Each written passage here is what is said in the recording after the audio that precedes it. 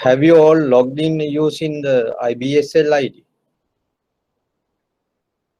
Yes, otherwise we can't. And meantime, have you logged in to your email using your Gmail account or Yahoo account or some other ID?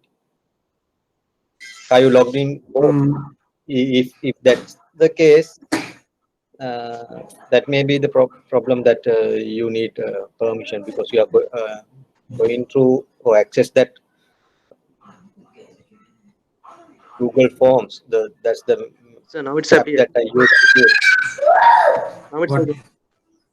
Now We it's have to okay. go to. We had to go to the store. Okay, okay. That may be the problem, but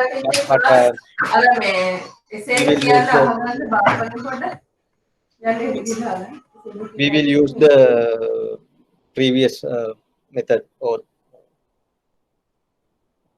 which is familiar for us, what we did last week. Okay, I think have you answered the question?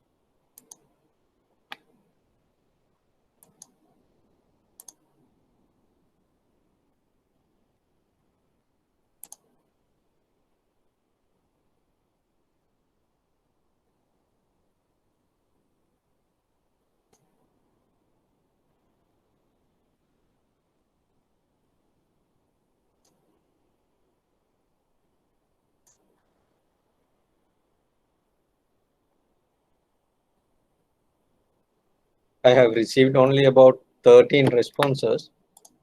However, but out of that 13, 8 responses are correct. Others answer is wrong. If you have answered the question through the forms, you already know whether your answer is correct or not. Let me go back to the question and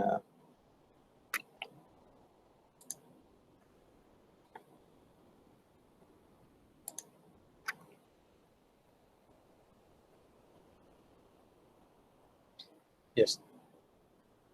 The question is, Bank A sells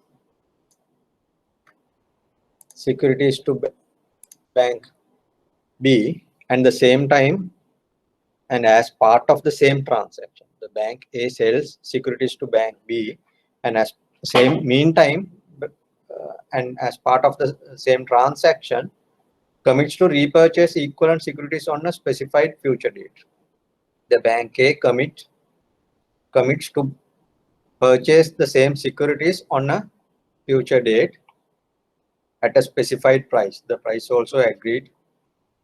Now, which one of the following best describes the transaction undertaken by Bank A? That's the question. The answer is answer C, repo transaction.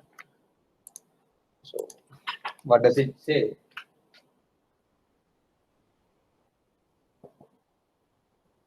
T equals 0.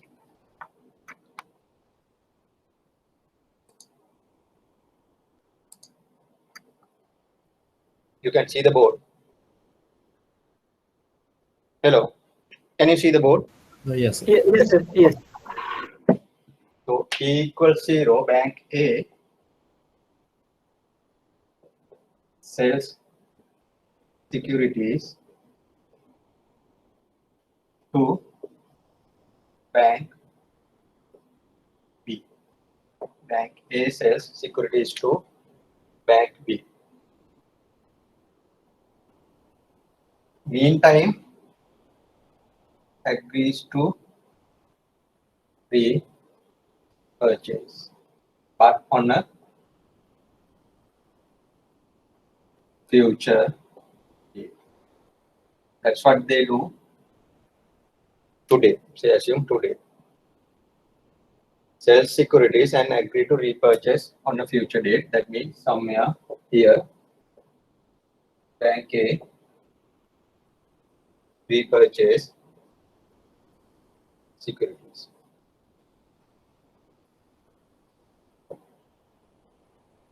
Sell here and meantime agree to buy it in future. That sort of transaction we call a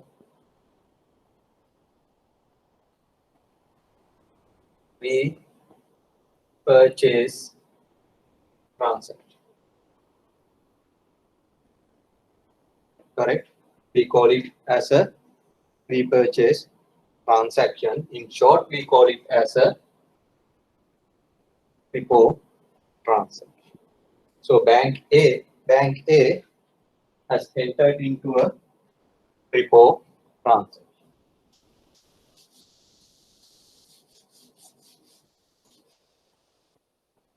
Bank A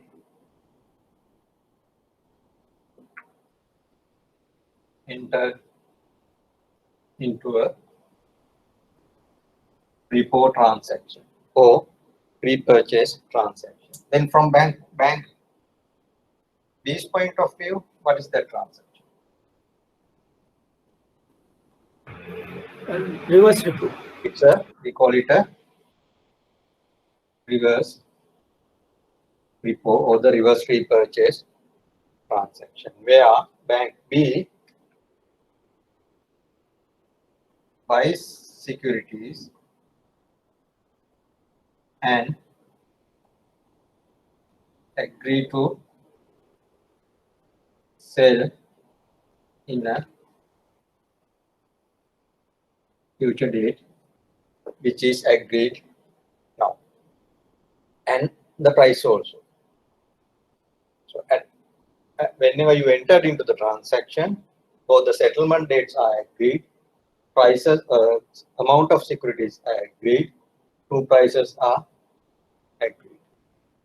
So it is considered as a single transaction, not considered as two transaction, one sell transaction and one buy transaction. No.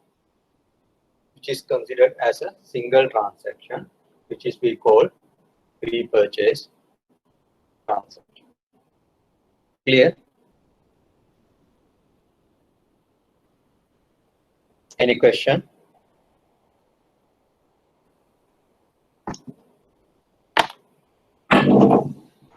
Is there any question? Yes, sir. Like bank A sell securities and to bank B at the same time as a part of the same transaction, they commit to repurchase.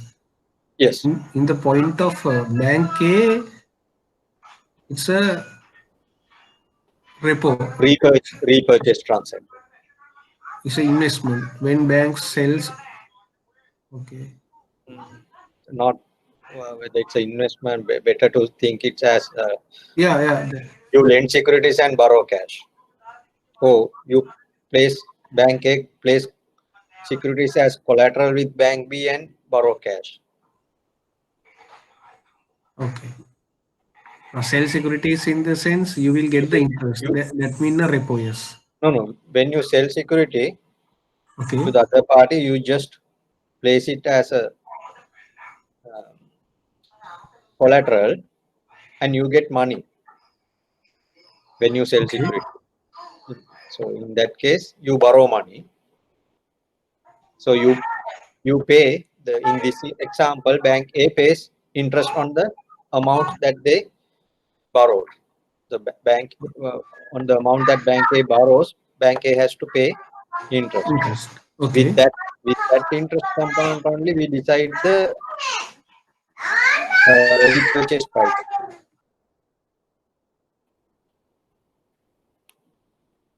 I thought since bank A paid the interest, it must be a reverse repo. No, not No, bank B does not pay interest.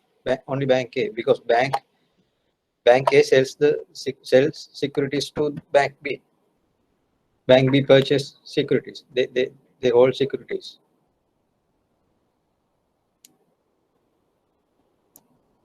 And when we say these securities, remember, it's not bank A issuing securities. That is government bonds or whatever available in the market, whatever holds by bank A. Is it clear? Okay, sir. Are you sure? Sir, can you show the valuation also? Yes. You mean the pricing? Yeah. Yeah, we can do that. Yes, we'll do.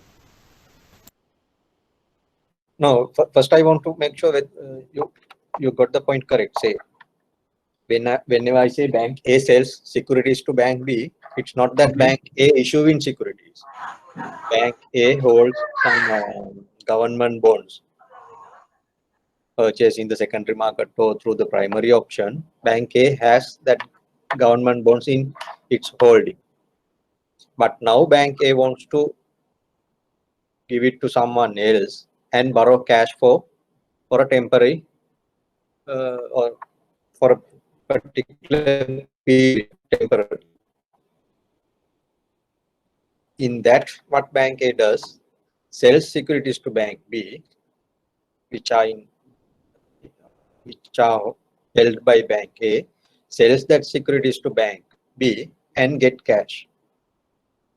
Then say after 1 week time, based on the agreement, after 1 week time, bank A has to pay whatever the amount bank A borrows and the interest to bank B and receive the same amount of bonds that bank A sold to bank B. Then, when looking at the bank A is it It's a a borrow. borrowing? It's a borrow. Yes, bank A is borrowing. Okay, it's a borrowing. That's why we call it as a repo. No, we call it because repurchase. That means we are going to repurchase the securities that we sold. Okay, I thought it's a reverse repo because it's a borrowing. That's No, the no. Repo, reverse repo word is used from the what we do with the securities at the second leg. okay. Repurchase. So in the future, we are going to buy it back. That's why repurchase. Bank A is going to buy it back, repurchase. And Repurchasing the new repo. in the future, not now. Future. Okay. From bank B's point of view, bank B is going to sell it back. Back. That's why it's the reverse of the repurchase. That's why it's called reverse repurchase. Clear? Okay. Yes. Okay. We'll put some numbers.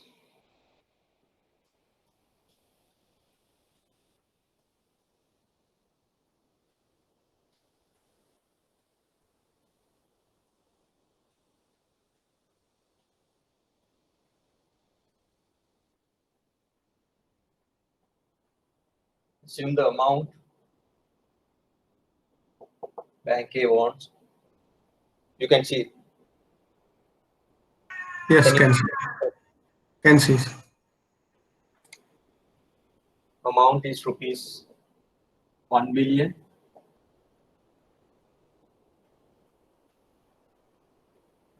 And the tenor 1 week. That is 7 days. And the 7-day repo rate is 4.5%. 7-day repo rate is 4.5%.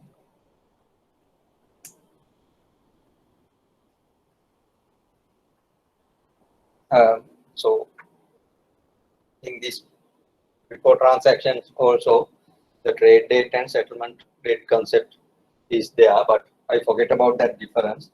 I take this as the first settlement date and this is second settlement date, because on the trade date it can be same day or 1 or 2 days prior. That depends on the requirement.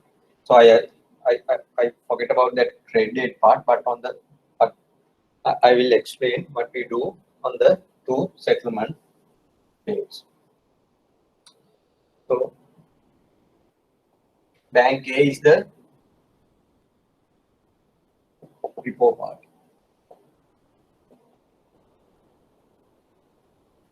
That means bank A is going to repurchase, sell securities today and buy it back on a future date. That means in this case after 7 days. So bank A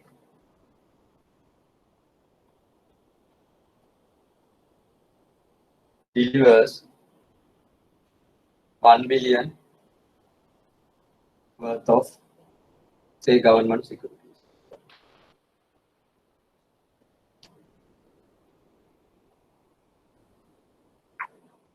To bank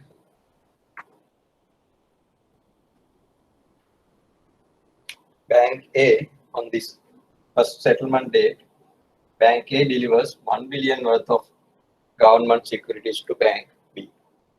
This 1 billion worth means that has to be market value, and in this example I assume no haircut. Okay, bank A delivers 1 billion worth of government securities to bank B because the amount is 1. And meantime, bank B delivers 1 billion cash to bank A.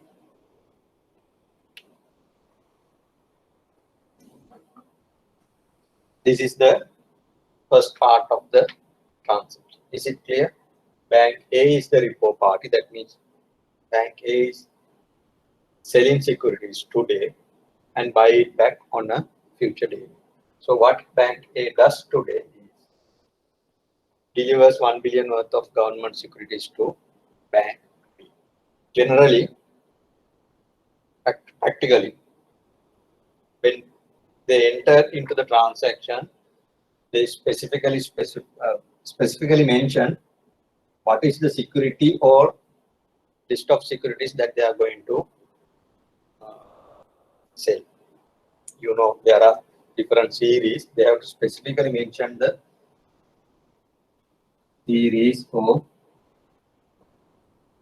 list of series, different ISIN numbers. Then, same time, bank B, the reverse repo party, delivers cash to bank. Is it clear, that part?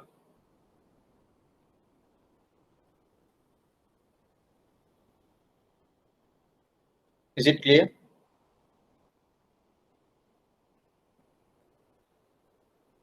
Yes, sir. Yes. Okay. Then we'll do the calculation.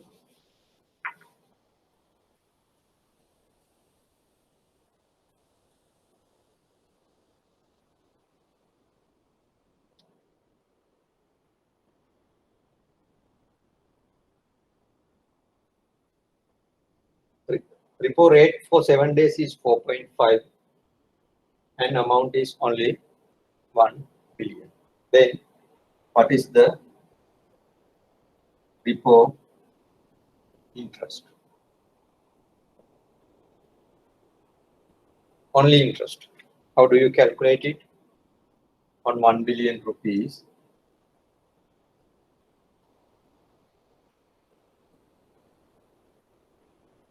on 1 billion rupees, that's the principal amount. Then what do you do? The interest rate is 4.5%. So therefore 4.5 divided by 100 into what else you need there?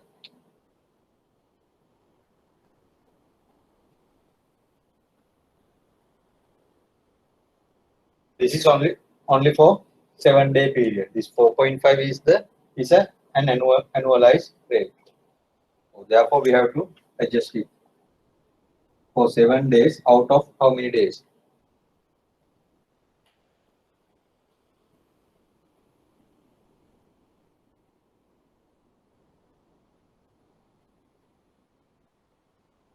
Out of 364 days. So do the calculation, and what's the answer you get? 865,000, 800, 65,380, 384 84, cents 62. 60. So this is the interest amount. So on the second settlement date, that means after 7 days, on this date, what bank paid us pays rupees 1 billion and 865,384.62 to bank B. To bank B. So bank A pays borrowed amount plus the interest to bank B. Then what bank B does? Deliver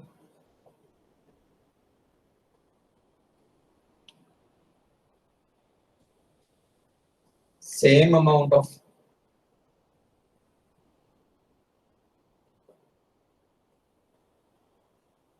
bonds received. Whatever the number of bonds received on the first settlement date, bank B has to deliver the same number of bonds on bank B, irrespective of the pricing of that bond, price of that bond on the second settlement date. Clear? Is it clear? Yes, sir. Yes. Okay. I'll ask one question. Now this part is okay. I'm going to little bit elaborate on that same amount of bonds.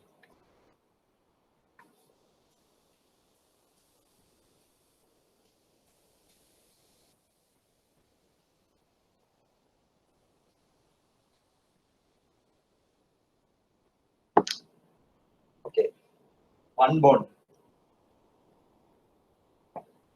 What's the face value of a one bond in Sri Lankan context?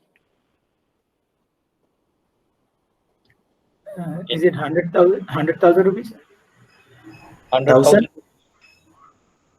It's 1,000 rupees. Single bond, whatever series, the single bond is face value is 1,000 rupees. Okay, assume price of that bond is 99. What does it mean?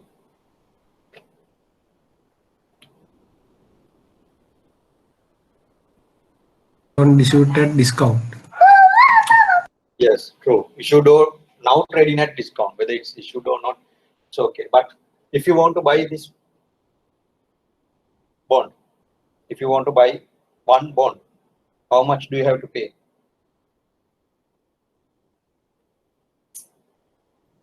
99. 990 rupees. 999. So, You pay 990. Why is that? The price is quoted as a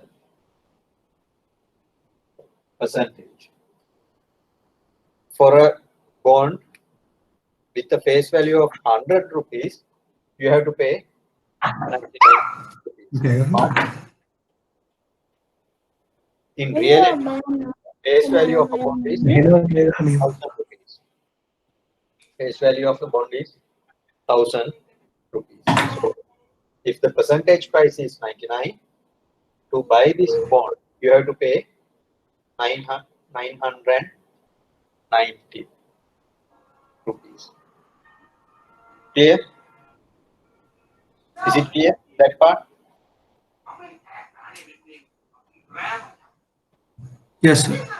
Okay, now tell me, you need how many bonds, number of bonds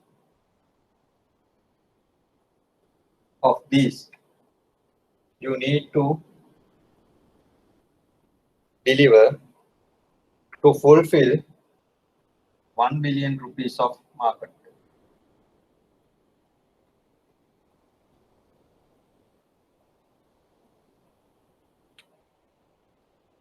To buy, or the market value of one bond is 990 if the price is 99. Now you have to deliver, according to our previous example, bank A has to deliver 1 billion worth of securities. Then what is the number of bonds? Number of bonds that bank A has to deliver to bank B. 1 million. 1 million. 1 million. How? How did you get that? 1 billion divided by 1 billion 1000. divided by Divide 1000. 1000. 1 billion Face divided value. by 1000. Face, Okay. What do you face get? value of the bond is 1000. This is face value. If you divide 1 million, sorry, 1 billion by 1000, you get 1 million. Correct? What is the market value of this 1 million number of bonds? It's more than 1 million. Yeah, It should be more than 1 million. So if you divide by the face value, you get the only the number of bonds that will give you 1 billion face value. But what we need, 1 billion market value. market value. What Yes. is the market price of a single bond? 990. 990. So divide this by 990. Then you will get more than 1,010,000. 1,010,101. 1 million. 1,010,101. 1 million and 10,101.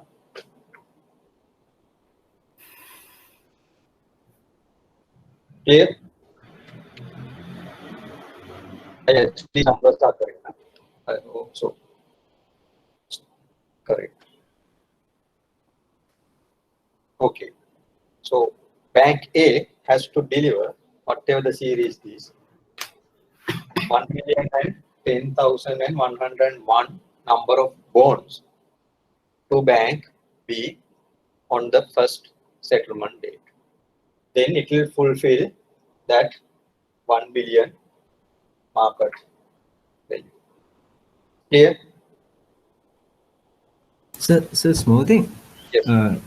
Because of that we are dividing by 990 is because of the haircut or because of No haircut here.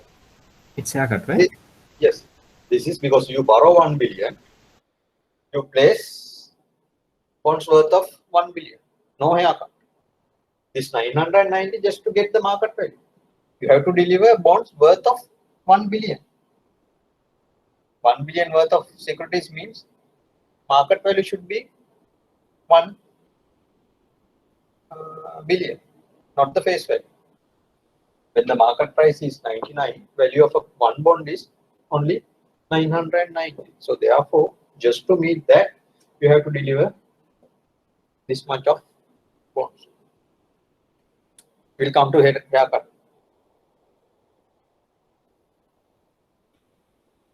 Is it clear?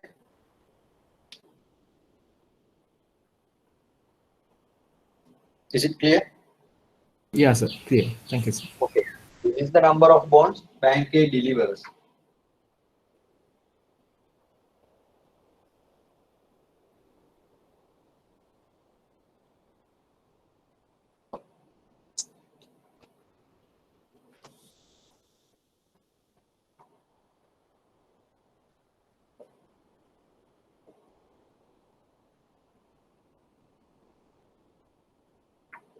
On the first settlement date.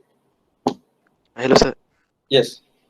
Sir, when first time bank A issue bond to bank B, Remember. no, that- not issue. okay. Then face value and market value same, no, not issue. When That's why it's not the same. That's why we find out this. This is the market price.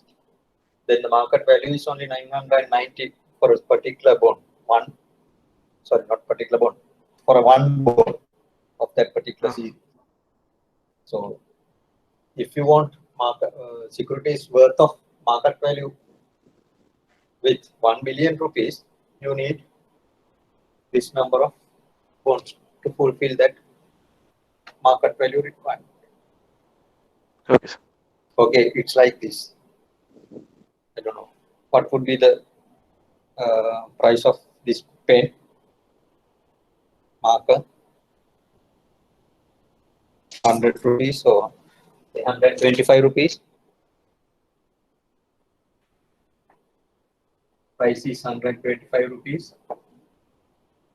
You need to deliver pens worth of 1000 rupees. How many pens that you will deliver?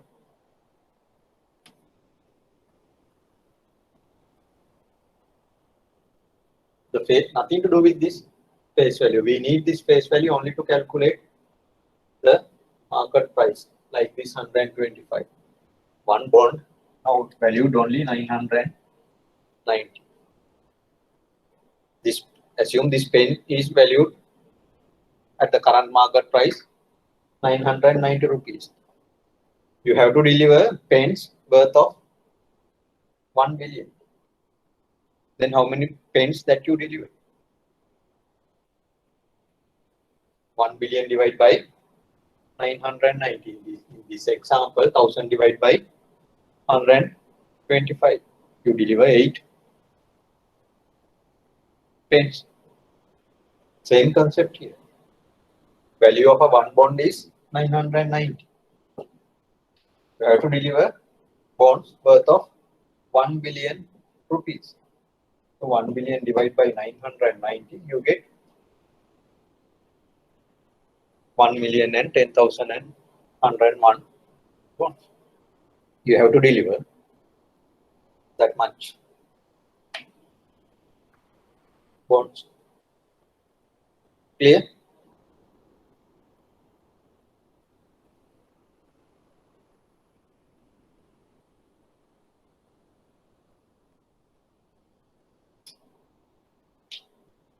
Is it clear? Okay, sir. Okay. Okay.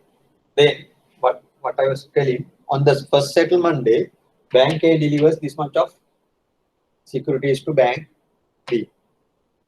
On the second settlement date, that means on the maturity of the repo transaction, bank B has to deliver the same amount of, that means same number of bonds to bank A. 1,000,000, 10,000 and 101 bonds to bank A. On the second maturity date of the report transaction, or the second settlement date, price may be 99.50, or maybe more than 100, or maybe 89.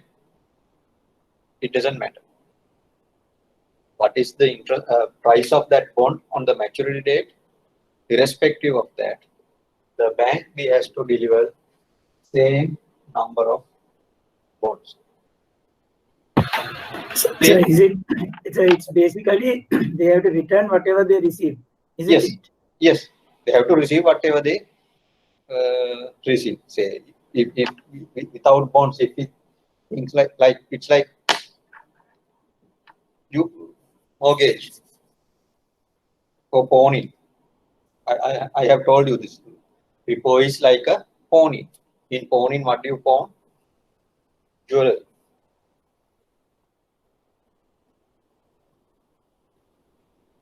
There may be a weight of the jewelry that you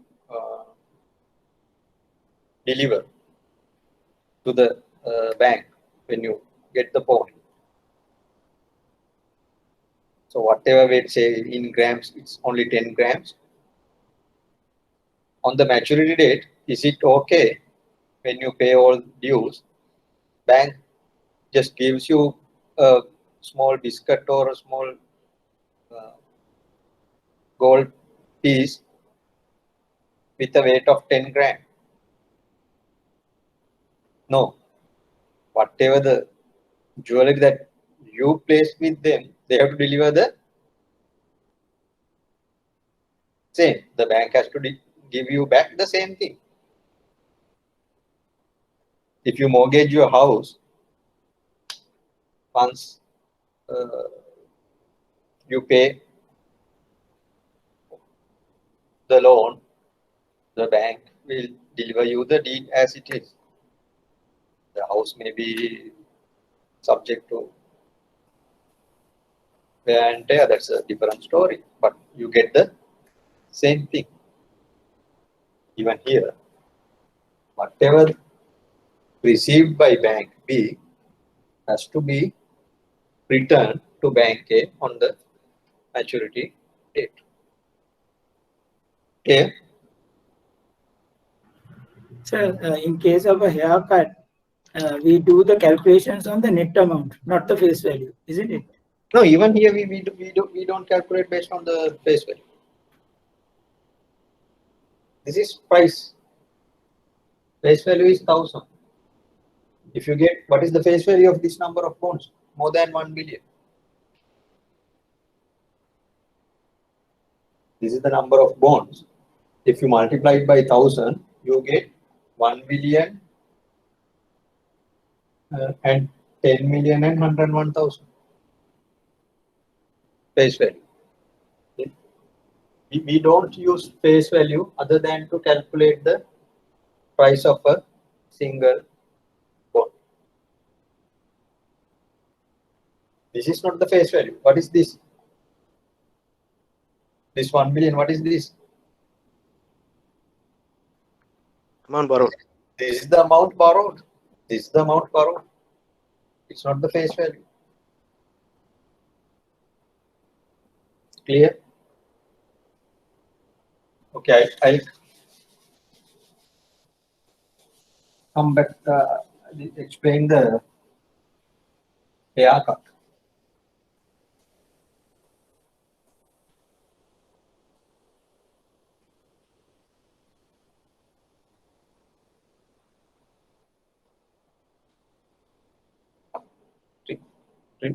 Assume the same thing, amount borrowed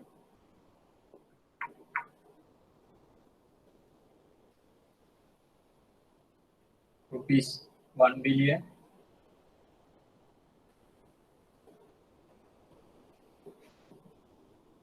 and the haircut, say 10%.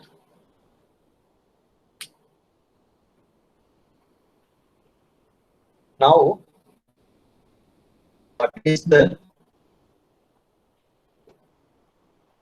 what should be the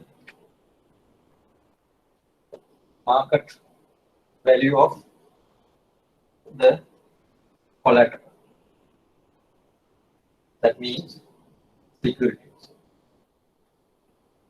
That's the problem. You are going to borrow 1 billion. You have to have a haircut of 10%. Now, what should be the market value of the collateral, that government securities that you are going to pledge?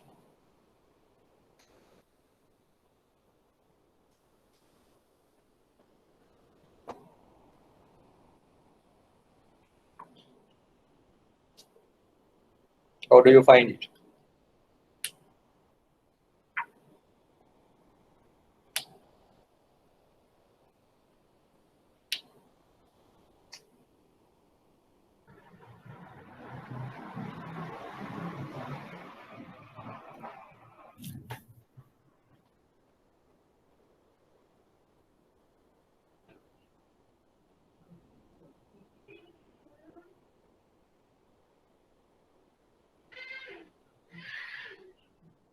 What does it mean by the haircut?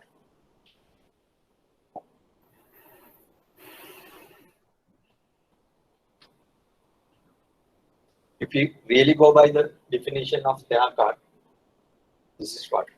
If the value of security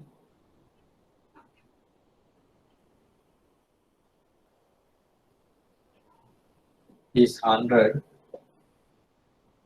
the amount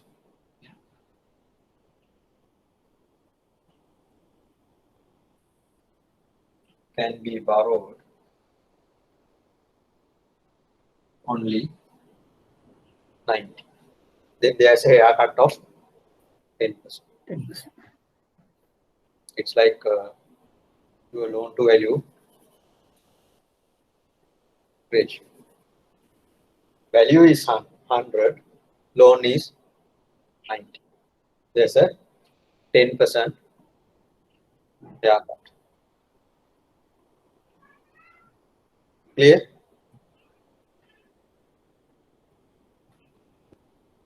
Is it clear? The value of security is 100, you can borrow only 90. Now you want to borrow 1 million and need a 10% haircut, then what should be the market value of? 900 million. Huh? What should be the market value of the collateral? Should it be more than 1 billion or less than 1 billion? Less than You want to borrow 1 billion. More than 1 billion. You have to place more than 1 billion. So whatever the amount that you place, market value is X, and 90% of that should be equal to 1 billion. This is the market value of securities. 90% of that should be equal to 1 billion. Then what is X? Is 1 billion to 100 divided by 90. Or simply 1 billion divided by 0.9.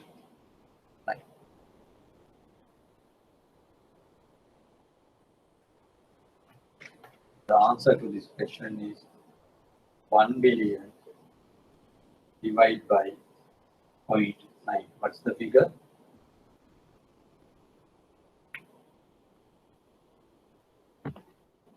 So 1 billion, 111 million, 111, 111. 11 million, 111,000, 111. Maybe another one. Another one, yes. Maybe, yes. Something like this. So in this case, you have to place securities worth of this much. Then what is the number of securities that you have to pledge? That's the market value of the securities. That's the market value of securities. Number of bonds that you have to deliver. Assuming the previous price 990, you have to deliver this much of bonds. It may be more, it should be more than what we get previous, but we got in the previous example without haircut.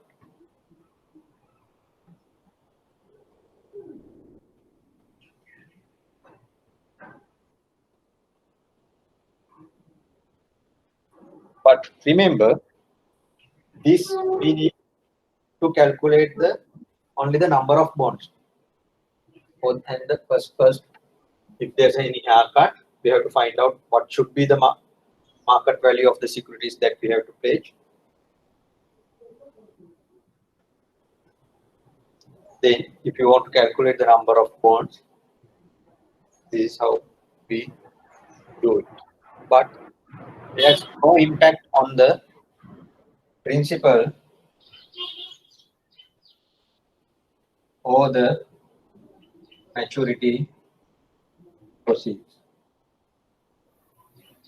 That means principal plus interest. Why? We calculate interest on the amount we borrowed, 1 billion. That remains same because the amount borrowed, the cash amount we borrow is 1 billion. Whenever there is a haircut, the change would be on the number of bonds that you deliver.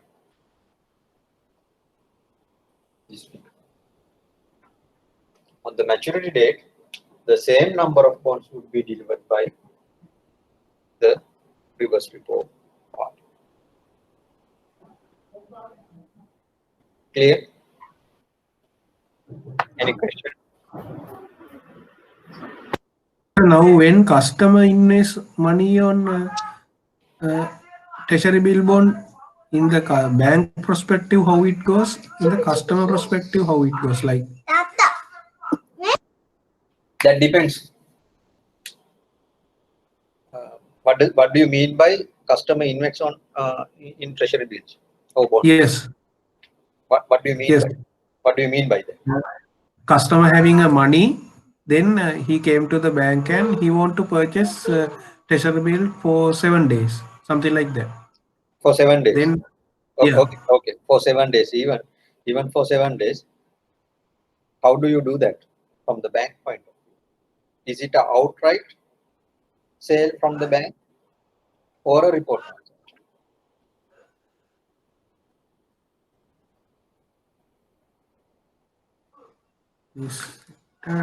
What's the difference? Outright, no? If it is outright,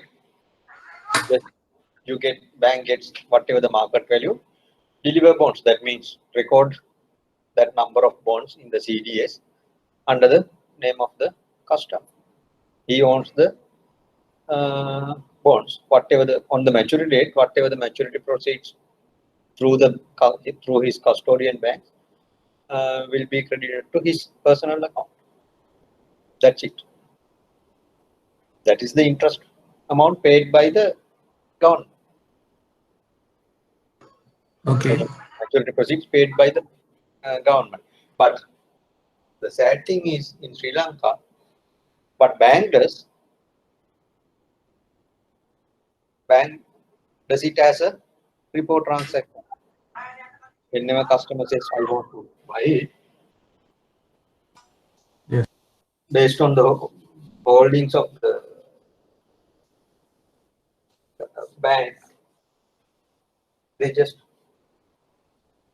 take some securities under the name of the customer and take the cash, say for 7 days.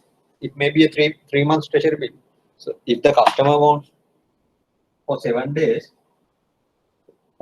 assume today is 7. If the customer wants 7 days from today, assuming trade date and value date both are same, then if it is an outright purchase, you should deliver some security, maybe customer specific. You should ask from the customer what is the specific security that you need, because based on that the price and everything vary. If customer wants to buy a treasury bill or bond maturing with 7 days, customer requirement is to invest only for 7 days, but customer wants outright purchase, you should be able to deliver some bond or bill which is maturing on 17th January. The bond or the bill itself should be matured on 17th January. But in a repo from the bank perspective, what bank does, enters into a transaction with the customer, repo transaction. From bank point of view, it's a repo transaction. Deliver whatever bond, as we discussed in general in the repo transaction. It may be maturing in 3 months or 1 year or 5 years. But on the maturity date, you get back your securities and pays principal and interest to the customer. But what is the difference from the customer's point of view? Interest on repo is low. Because this is a collateralized lending. Customer lends money to the bank, taking a collateral from the bank. So it's a secured lending. The rate is low. Customer gets only that interest rate. But if it is an outright purchase, customer may have the chance to get higher interest rates depending on the market. Here what bank does, keep in the margin. The bank fund bank position from customers' money. So unfortunately, in Sri Lanka, even the customers, they don't have knowledge on this. I don't know, bank, knowing or unknowingly, bank does this. I think it's not ethical. It should be clearly specified. Oh, yes. The customer should know what is he doing.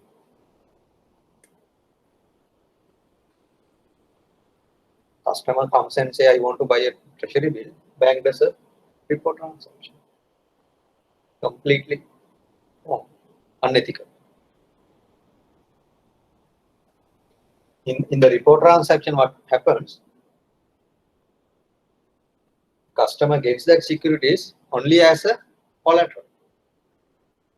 Customer does not have whatever the interest income of the security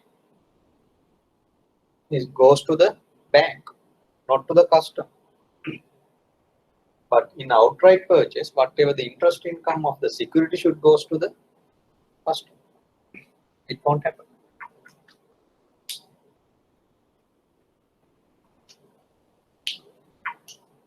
I hope I answered the question. Yes, yes. So you asked that question because you do this. Am I correct? Yeah. Since the maturity on the customer's maturity date, we don't have a particular treasury bill bond. We go for a repo. That's the thing. Yes, that's what happened. So what bank does? Bank funds bank position using customers' funds. But customer wants to invest in the treasury bill, not the repo. What's the difference?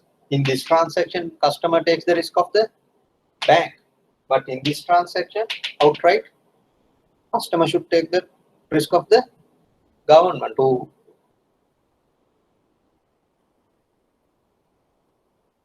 in this transaction, say if the bank goes bankrupt, customer facing a problem.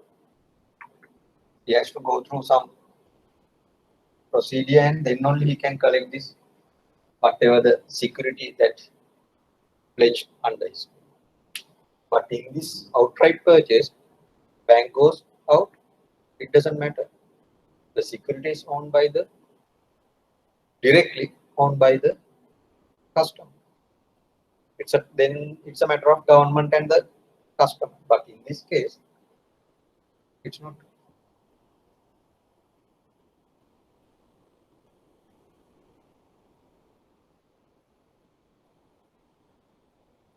Okay, I think that's enough on that. Oh, you need more clarification.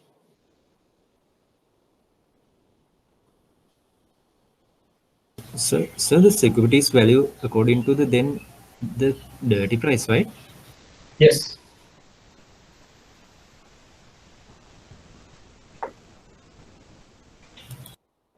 That's a good question. Yes. Whatever the market price that I discuss, it's based on the dirty price.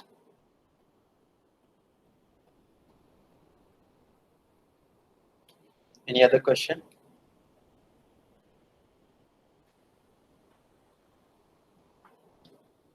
I think that would be enough. We discussed a lot on before. We have to cover a lot more today.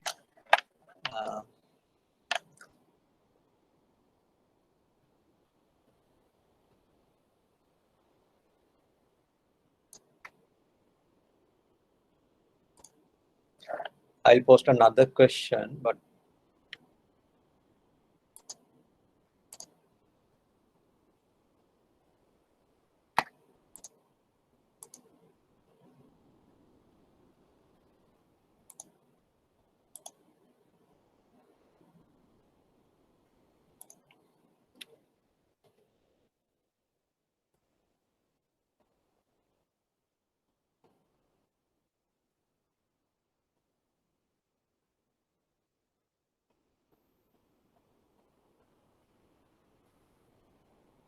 okay, I just post a question.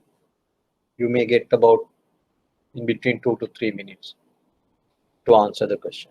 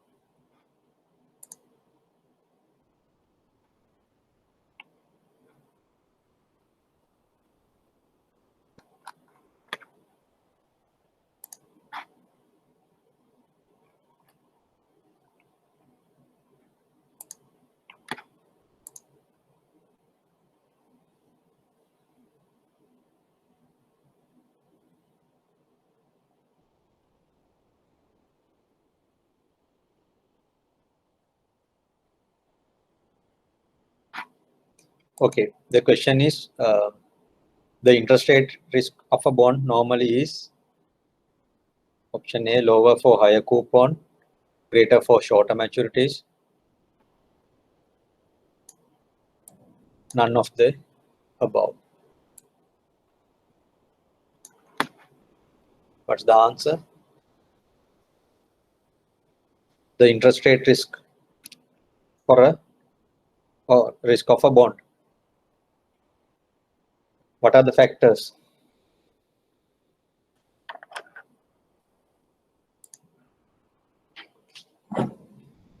Last week also we discussed price of a bond is the sum of present values of future cash flows. So all cash flows, assume same cash flow, assume same coupon, fixed coupon rate.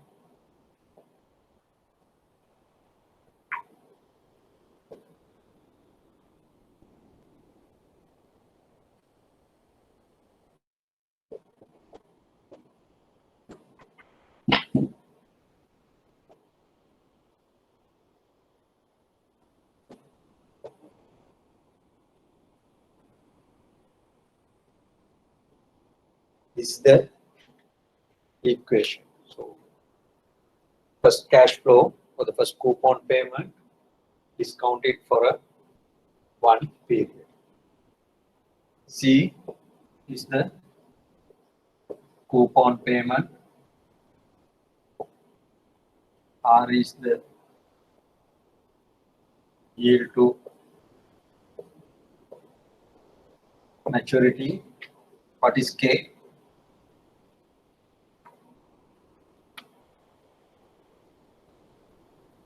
What is K?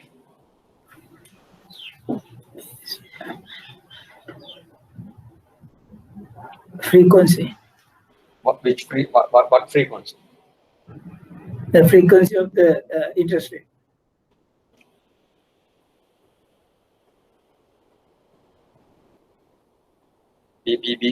Be more specific. Frequency of the interest rate paid per annum. Interest rate. The rate. Sorry, interest. I mean period. So what do you call that? In this bond, coupon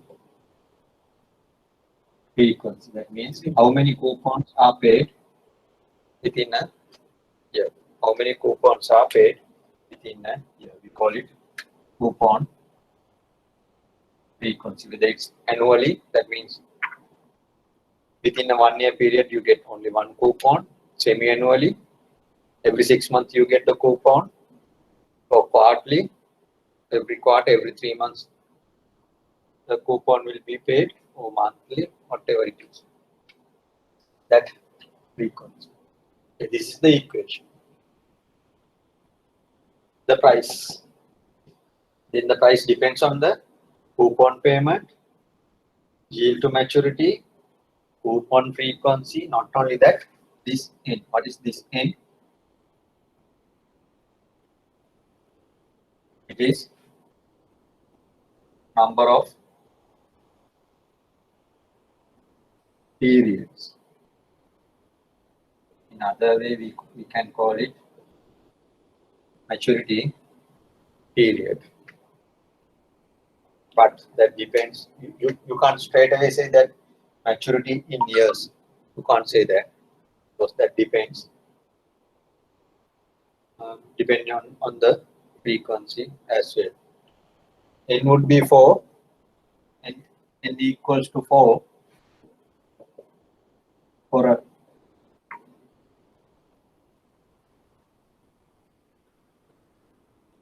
a bond with 2 years maturity, but with semi-annual coupons. N equals 4 for a bond with a maturity of 2 years and semi-annual coupon. So therefore, we can't say N is the number of years. However, it gives you some indication of maturity. This is exactly the number of coupon periods. Okay. The price depends on all these four variables. Now the question is on interest rate risk. What is the interest rate risk of a bond? What is the interest rate risk? If interest rate changes, that means this yield to maturity changes. When this R changes, price change. What is the relationship between price and yield? Inverse. Inverse. What does it mean? If yield increases, then price decreases. Yield increase, this R increases, the price decreases. That's the relationship. If R decrease, price increase. Okay, this is the relationship. So what does it mean by the interest rate risk? Whenever the yield change, price change. That is the risk. Basically, if interest rate goes up, price goes down. That is the risk. The question is, what sort of bond has the highest interest rate? Oh, it doesn't say highest. What are the relationship? Lower the higher coupon, greater for shorter maturities, or none of the above. What's the answer? If this coupon is high, what would happen?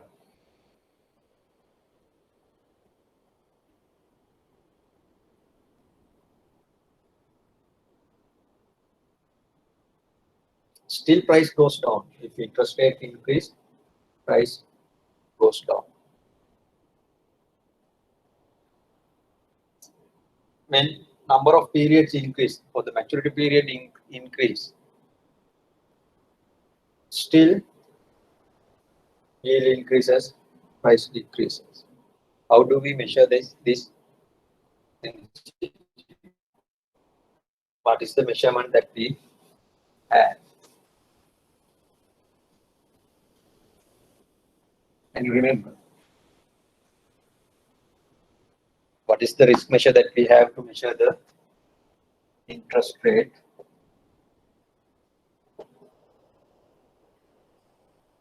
Sensitivity.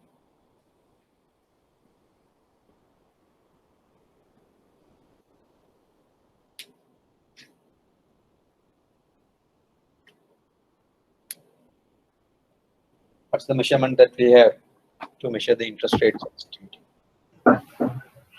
Convexity. Convexity.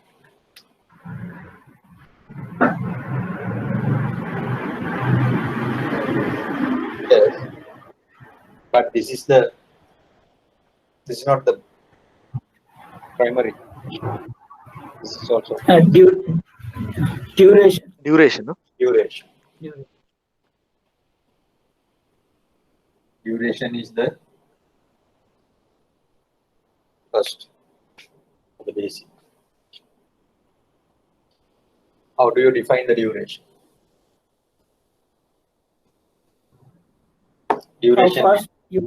How fast we get the interest and the face value back.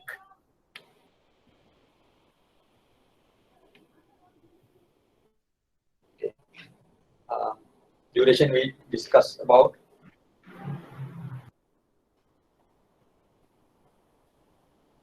two measurements, durations, Macaulay duration and modified duration. How do we calculate the Macaulay duration?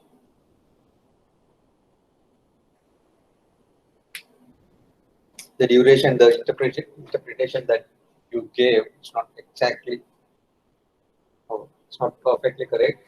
That goes with the Macaulay duration. What does it mean?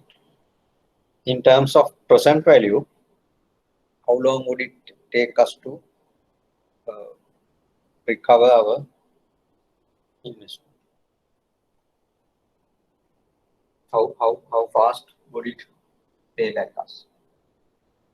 So therefore Macaulay duration, it comes measured in terms of years. Okay, how do we calculate Macaulay duration?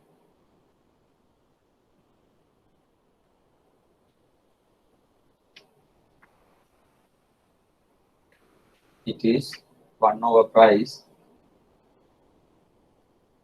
and weighted average of time.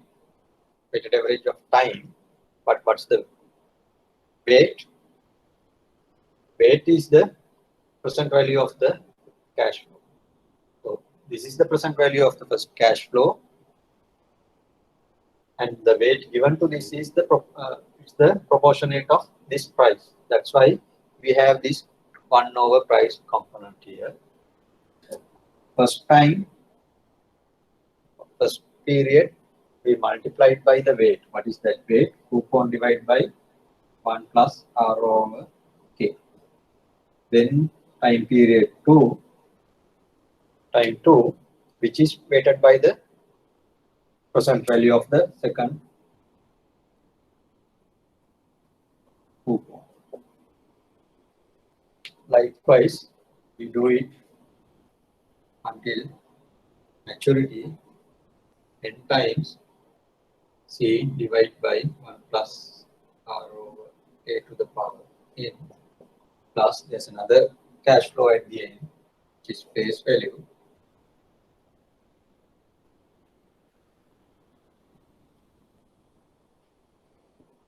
So this is the equation for the Macaulay duration.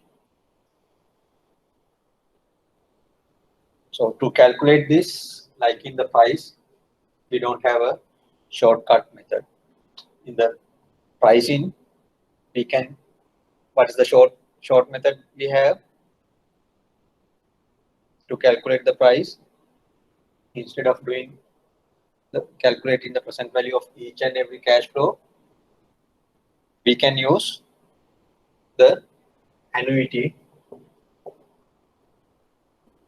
equation. Since the cash flows are the same, we can consider it as an annuity payment. So can calculate the present value of all these coupon payments at once and at the present value of the principal payment on the maturity date. But in this case, we can't do that. We have to multiply each and every cash flow present value by the time. So, little bit lengthy process.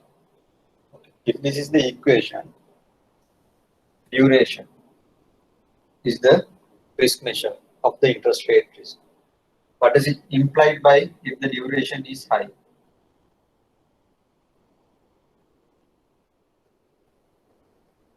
If the duration is high, interest rate sensitivity, is it high or low?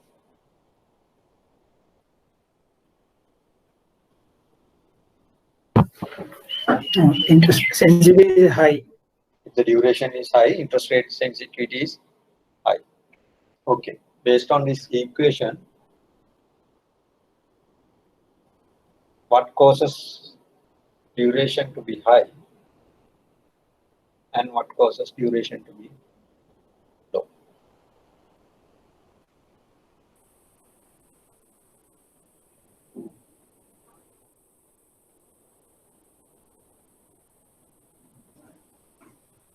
Based on that only we can answer the question.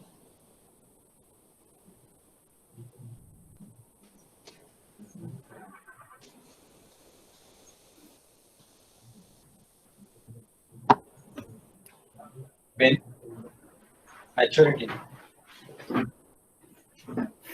or high maturity or the longer maturity,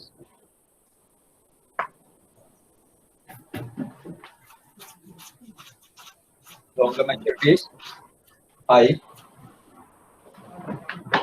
duration, high coupons,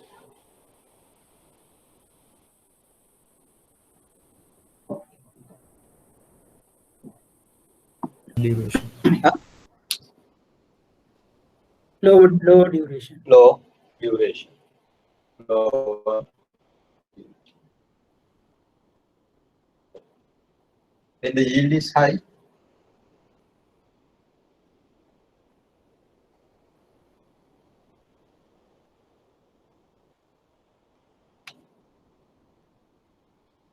when the yield is high,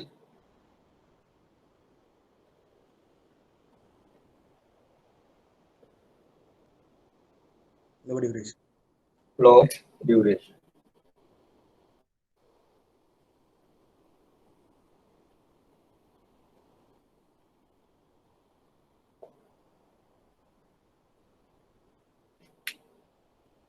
So you should remember these things. And based on this, what's the answer to the question? The first answer, lower for higher coupons. Why is that? When the coupon amount is high, you get high for the high cash flows. That means based on that explanation, your payback period is low. You are paying back very quickly because you get high amount of cash flows. But if the coupon is low, payments are slow. You get small cash flows in each interval. So it takes time to pay back.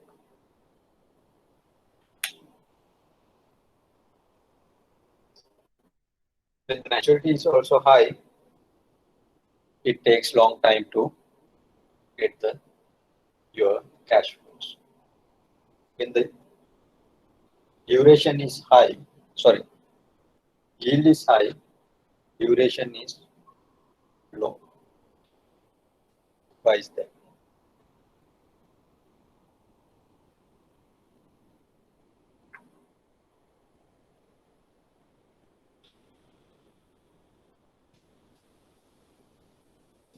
The way that you can remember it, easy way. Can someone explain what is the relationship between price and yield? Earlier it said yield and price have a negative relationship. There's a negative relationship or the inverse relationship between yield and price. What does it mean? When yield increases, price decreases. If you put it into a graph, what sort of graph will you receive?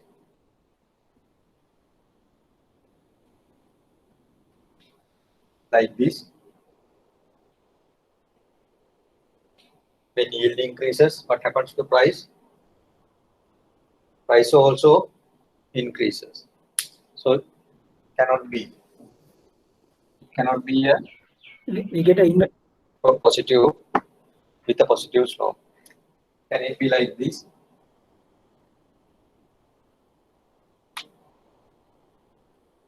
Yes. When yield increases, price decreases. Yield goes this way, price goes down. But this cannot be linear because you can see the relationship between price and R is not linear. There are powers of R as well. The shape of the curve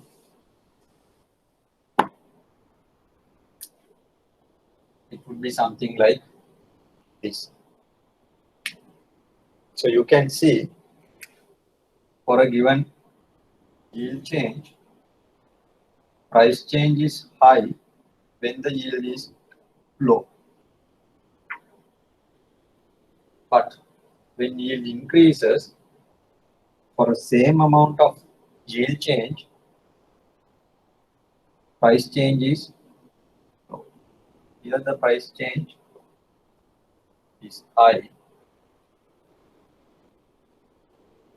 In this, it is very low. So in high yield, price sensitivity is low. So this is the relationship between price and yield.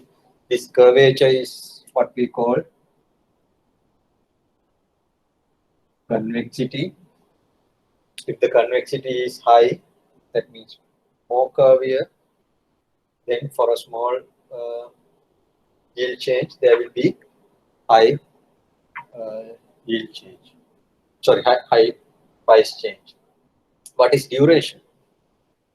Duration is the slope of this curve at any point. So here the slope is high, here the slope is low. That's why in high yield environment, duration is low.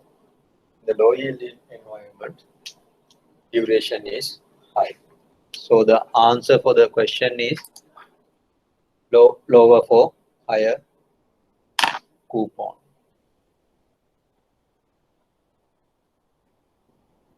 Any question?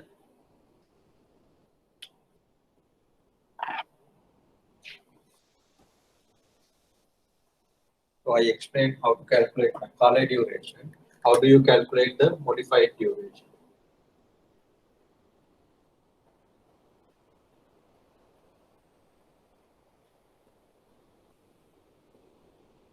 It is Macaulay duration divided by 1 plus R over K. Macaulay duration divided by 1 plus R over K. How do you interpret that? How do you interpret this modified duration? It is the percentage price change of a bond for a 1% change in yield. Percentage, remember, it's a percentage price change. Percentage price change of a bond for a 1% change in yield. That's how we interpret the modified duration figure. Any question?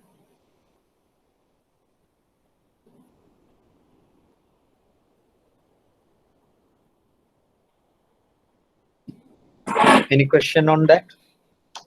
Okay, so can we have a like sum? Can we like, take it to a sum? Yes, but it will take time.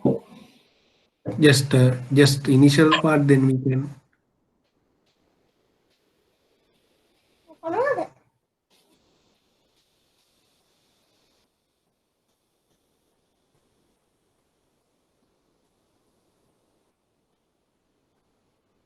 What do we need? Coupon rate, say 5%. Maturity 2 years. Coupon frequency semi-annual.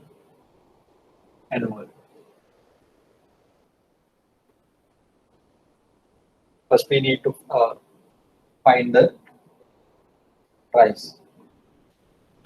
Then only we can go to calculate the duration. What's the price? How do we calculate? What are the coupons? How many coupons? Coupon rate is 5%. So we get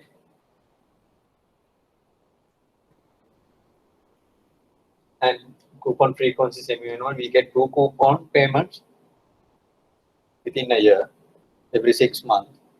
Then what's the coupon amount? For 100 face value, it's only 2.5. And the yield, we assume again 4%. then this would be 0.04 divided by 2 to the power 1. The second cash flow 2.5 over 1.02 to the power 2. 0.04 divided by 2 is 1.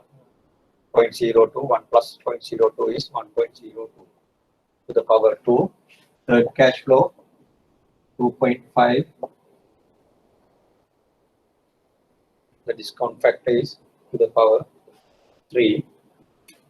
The last cash flow, this is the first 6 months, second 6 months, after 1.5 years, at the end of 2 years. You get the coupon and the face value. Coupon is 2.5, face value is 100. So 100, 2.5 divided by 1.02 to the power. So what's the price that we get? Then to calculate the duration, I know this as y 1 over y into same thing 1 times present value of the first cash flow will be the same 1.0. Then the second cash flow, present value of the second cash flow, we have to multiply it by 2. 2 times 2.5 divided by 1.02 to the power 2. 3 times 2.5 divided by 1.02 to the power 3. 4 times 102.5 divided by 4.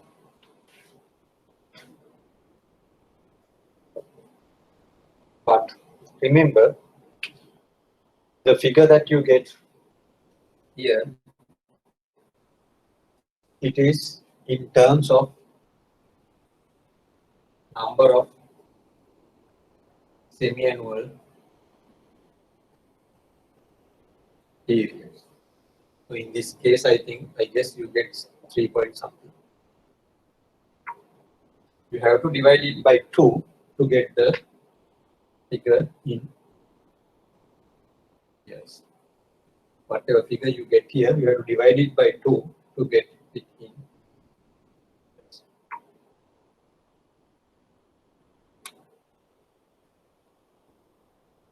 Clear?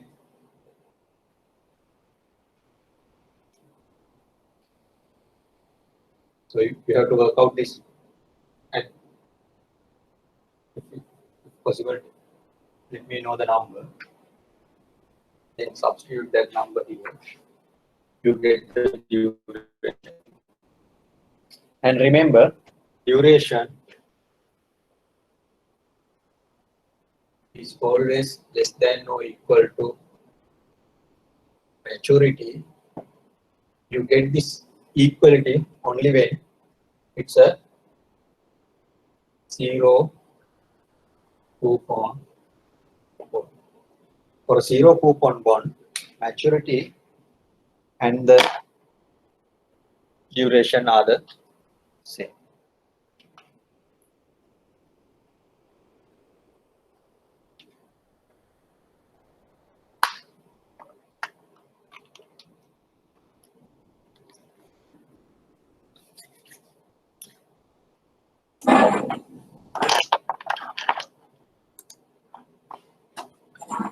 Is it okay or?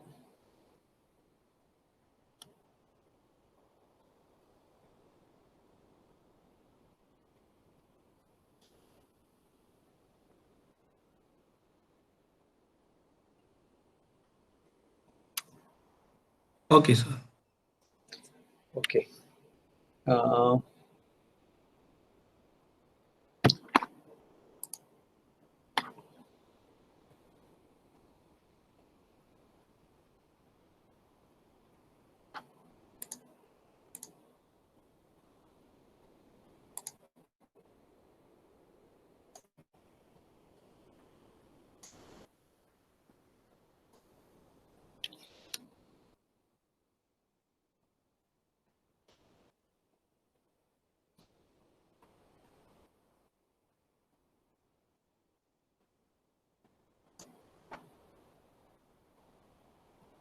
Okay, I posted another question. You have 2 minutes to answer that question.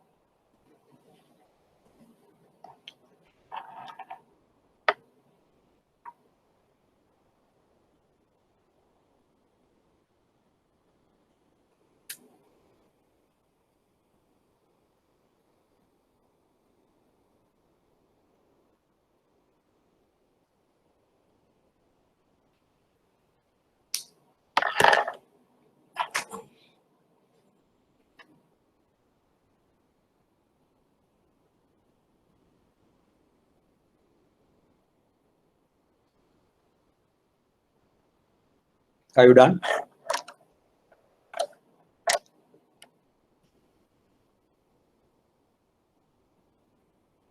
Okay, what's the answer? Which of the following 1000 face value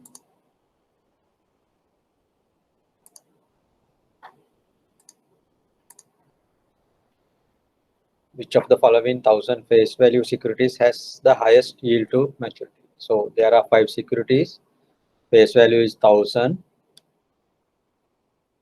All 4 bonds are 5-year bond and the 5% coupon. Only difference is trading at 4 different prices. The question is, which one gives you the highest yield to maturity? What's the answer?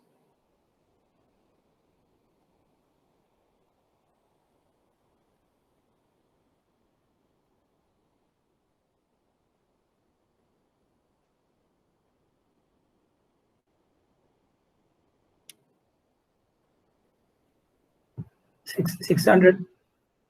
600. Yes. Why? When the price is low. When yield is high, price is low. But that, yes, in this example, all other factors that have an impact on the price has kept unchanged. Maturity 5-year, coupon rate is 5%. So the coupon is fixed, maturity period is fixed. Only the way thing varies is price. So in that case, to get the highest yield, the price has to be the lowest. So therefore, the bond with the lowest price will give you the highest yield to maturity. The bond with the highest price will give you the lowest yield to maturity. Can you answer what is the yield? What is the yield of the third bond?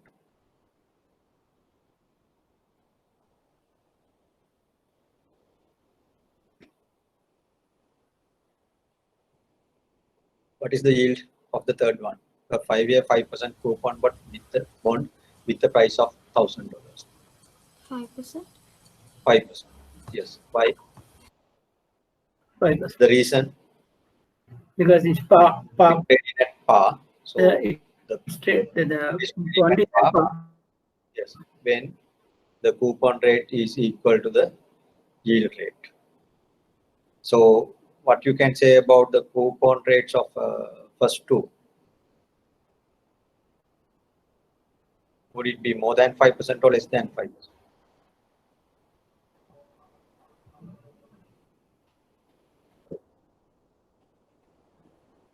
Sorry. It's more than 5%. Yield. Yes, I asked the wrong question. The coupon rate is given.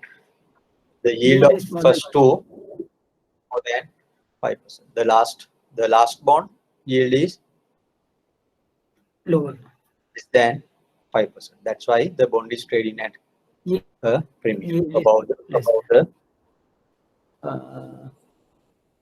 coupon. So any question on that?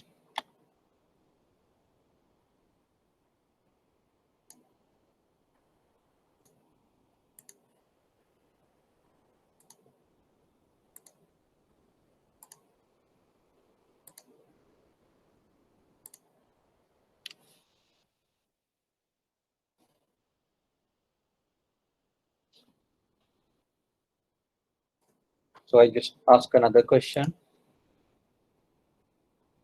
You will have 3 minutes.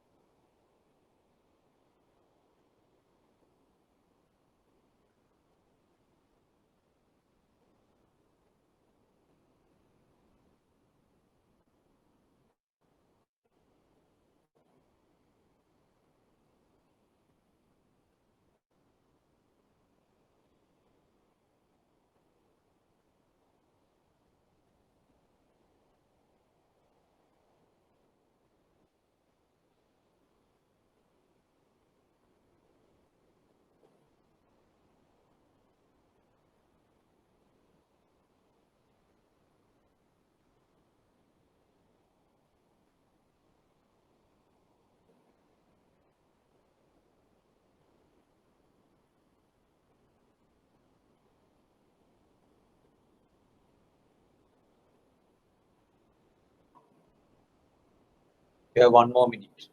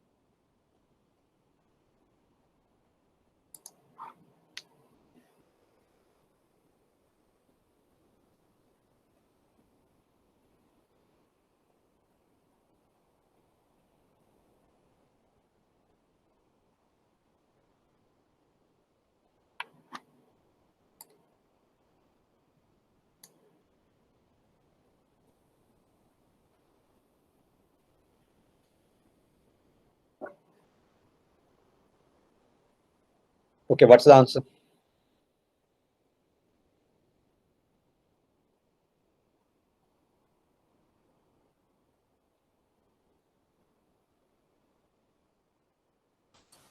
Answer 2. Answer 2. Why?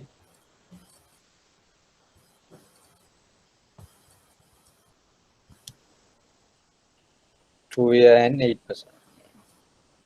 The question is, so you expect interest rates to go down. Which combination of maturity and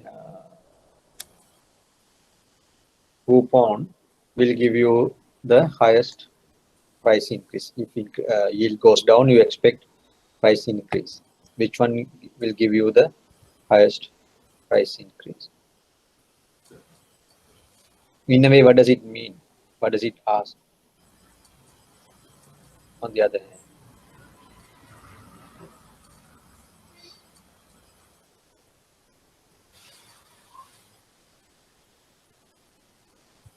the question is, In shorter period, if interest rate in a decline scenario, what sort of a bond you need to invest on?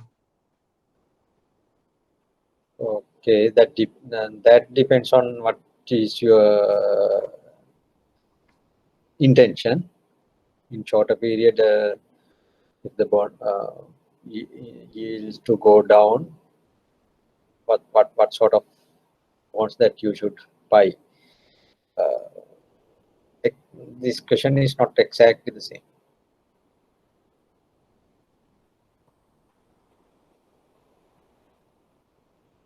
It's asked which bond would give you the highest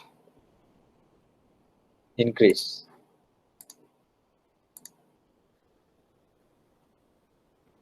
Largest increase in portfolio. That's what it's asked.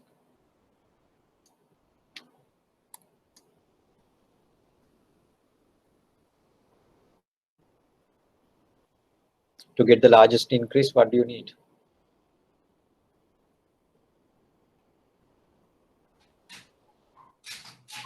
Higher coupon.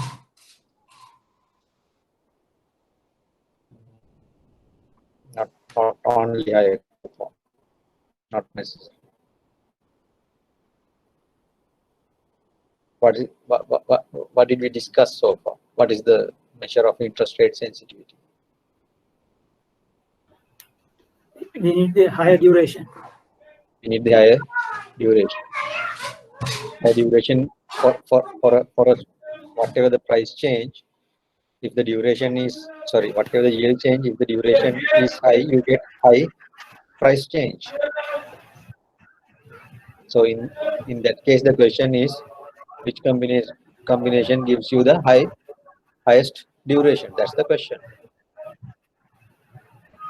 On the other side. Okay, then what's the answer?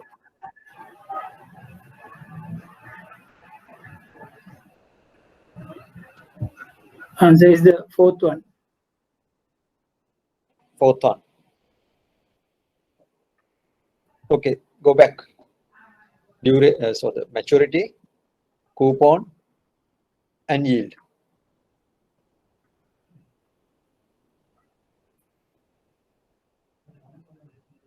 So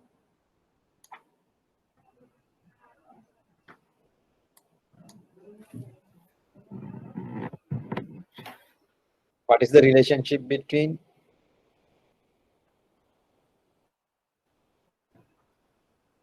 maturity and duration? Higher the maturity, And lower the duration. Higher the maturity, Lower the duration. are you sure? Higher the maturity, higher the duration. Because it takes time to pay back.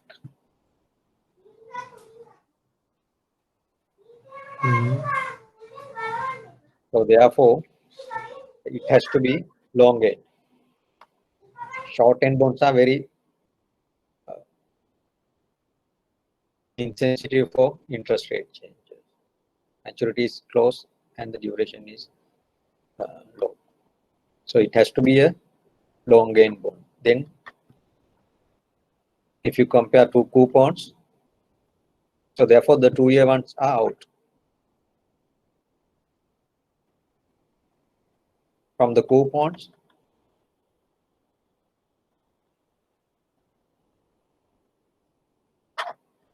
what's the relationship between duration and coupon? And the coupon is higher, higher the coupon, duration is lower. Duration is lower. So then the answer would be 8 and 8%. 5%. 8%, then the duration is low. You need the highest Sorry. duration. Yes. And remember, but this will give you only the percentage wise percentage change, because duration or the modified duration is basically measure the percentage change. So higher duration, the bond with higher duration will give you a high return in that case.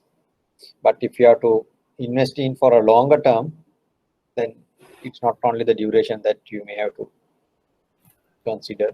You may have to consider other facts as well. So any questions? With that, I'm going to So answer is third or conclude fourth. the discussions on Answer yes. answer is third or fourth. Third. That gives you the highest increase, highest duration. So as a percentage, you get the higher gain in that.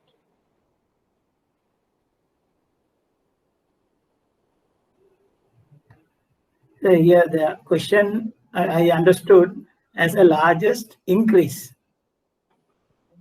It doesn't say largest increase of profit. It says largest increase in portfolio value. Therefore, I went for 8%, 8 years. Yes, in absolute value, yes, that can happen. Because it doesn't say the profit, no, so it says largest increase in portfolio value. That is the consideration. With the coupon, high coupon, and the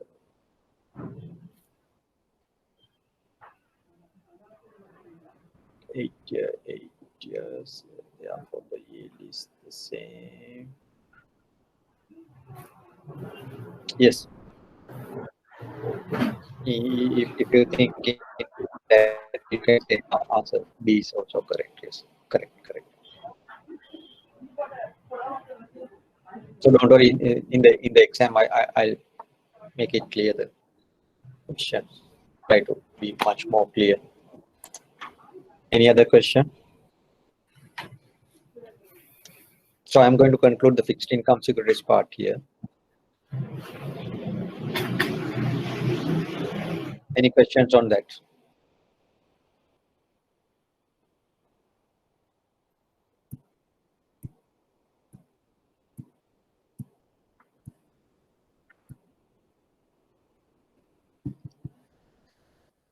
Any questions?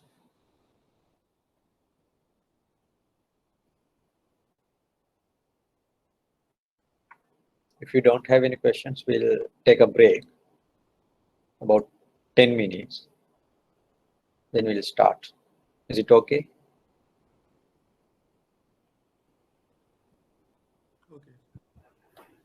Yes, sir. Okay. Okay, Thanks.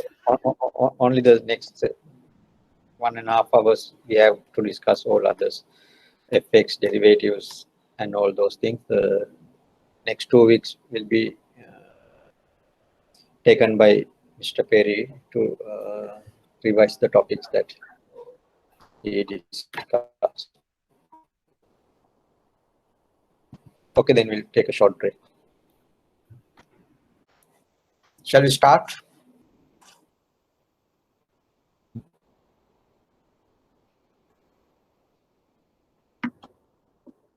Are you ready? We'll start. Yes. Okay. Yes, I sir. just posted another question. Try to answer that. So we are moving into foreign exchange.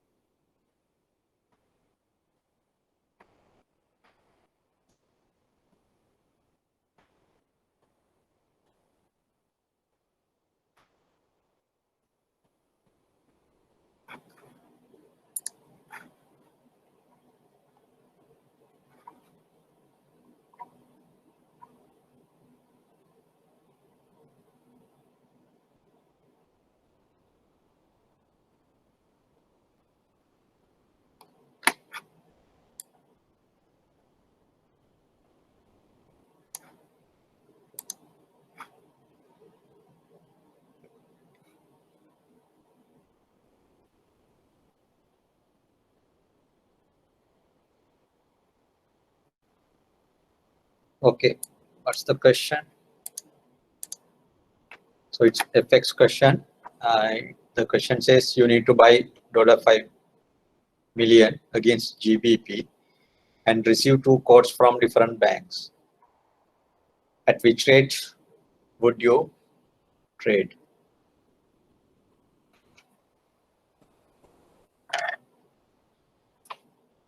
$1.634449, 6348,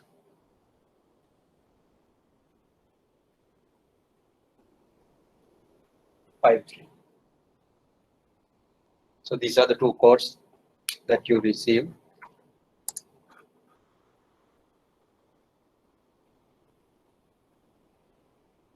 At what rate you buy USD? What's the answer?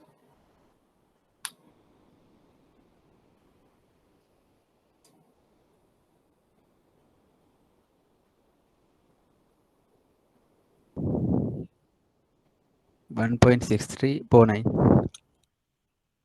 1.6349. What are the 2? Why do you buy at this rate?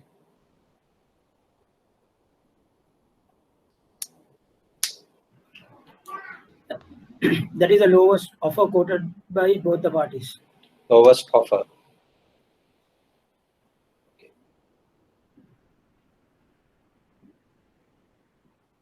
At the offer, what you can do? Offer you can sell. At the offer, you can sell. Not The answer is 1.6348. 1.6348. The answer is, so it's a different answer. 1.6345.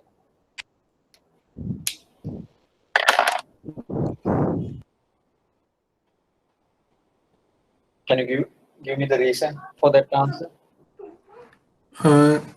Here the market, 2 banks are the market takers. But one bank A willing to Sorry, first be clear. Who is the market taker? market taker is bank. Sorry, market taker is us. Yes. So you are the market taker. Yeah, You want to buy. buy. Then These 2 quotes we are are, given by other 2 banks. yeah, they are market Okay. makers. They are And market makers. the bid price is 1.63. That they willing to buy. They willing to buy $1 at. If we give $1 to them, they will give us 1.6344 GBPs. Other bank they willing to give us for $1 1. Other way around. No? Okay. What's the currency pair? GBP USD. GBP USD.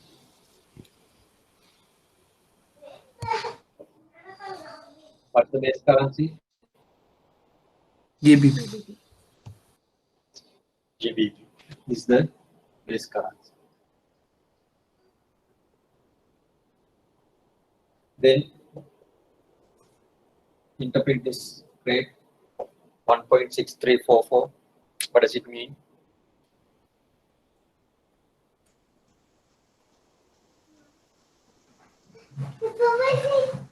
It is that first How do you interpret this rate? 1.6344. One GBP is equal to 1.6344 US. One.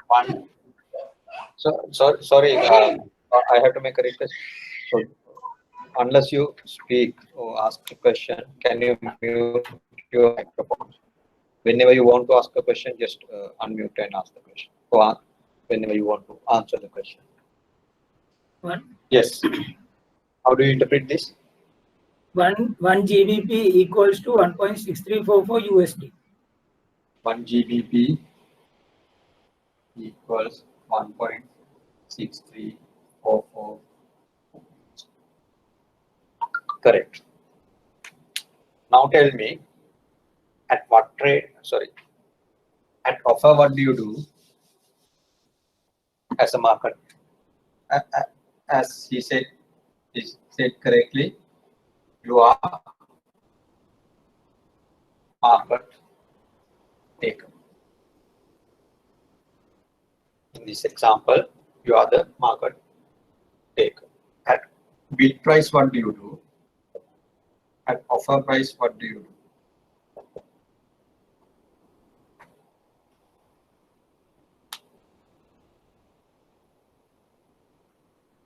As the market taker, at the bid price, what you can do? At the offer price, what you can do?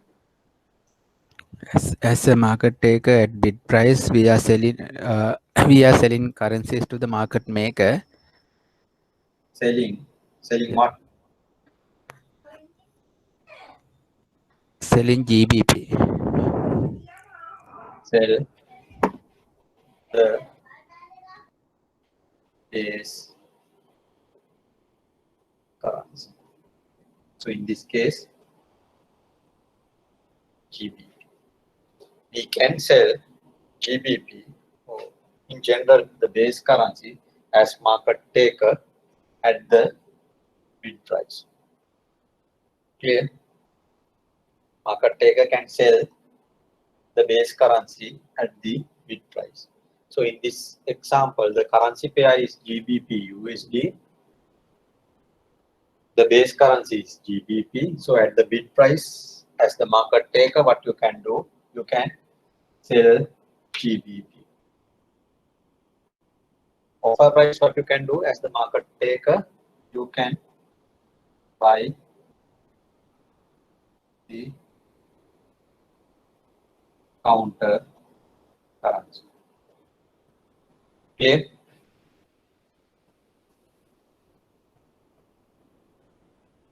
Is it clear? At the offer, as the market taker, what you can do? Buy the Base currency. yes, buy the base currency. At the offer price, you can buy the base currency as a market taker. So, in this example, what do you want to buy?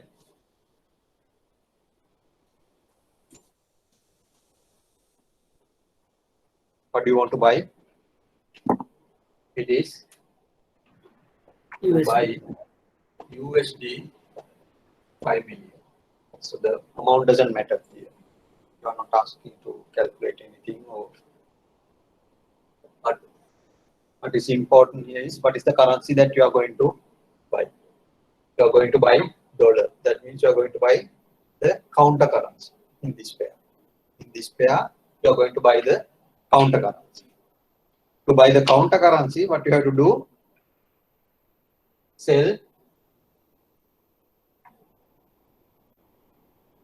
base currency. What is base currency here? You have to sell the base currency, GBP, to buy dollars, the counter currency. At what rate you can sell? What is the best rate? Are you selling GBP at the bid or the offer? You are selling at the bid price. You are selling GBP. It's same as buying the base currency, which is equivalent to buy the counter currency. So in this case, you want to do buy dollars. That means buy the counter currency. You have to trade at the bid. So you want more. You want to pay less GBP to buy that amount, or more GBP to buy that dollar. You would like to pay less amount of GBP. So to pay less amount of GBP, you have to sell it at the highest rate. Highest bidder. So these two out because you don't trade on the offer side in this transaction. You have to trade the bid, and at the highest bid, you sell GBP at the highest bid. The answer is 6348. Clear? So that's why what you have remembered, bid side is to sell, offer side is to buy. That's why. So you want to buy dollars, buy at this rate, lowest price. But it's not. What you can buy at the offer price is the base currency, not the counter currency. So you have to have the full picture. Any question on that?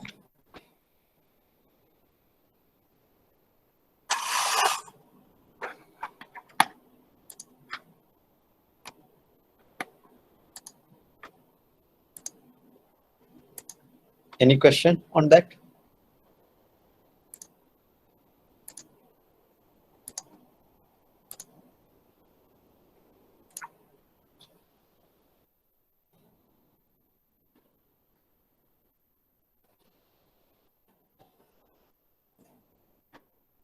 Not, I'll post another question. Just answer that question as well. Sir, can you do please question number 14? Question number 14 of what? Sample questions in Forex. Sample questions in Forex.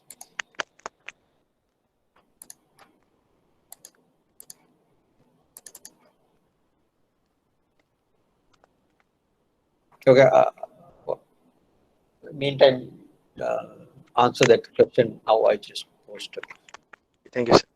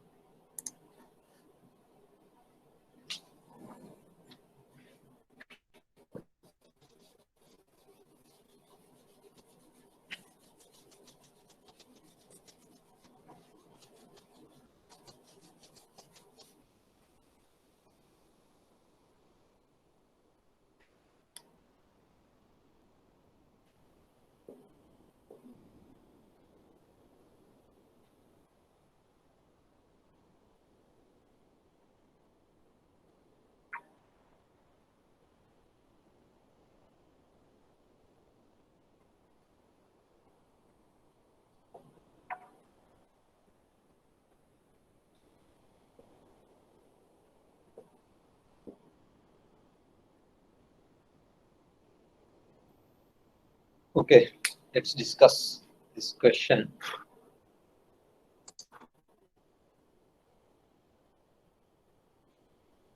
Only 4 people have answered the question. I don't know what is the reason for that. There are about 30 in the group actively now. Okay. The information given is euro dollar exchange rates, both bid and ask. GBP dollar exchange rate, both bid and ask. The question asks euro GBP cross rate.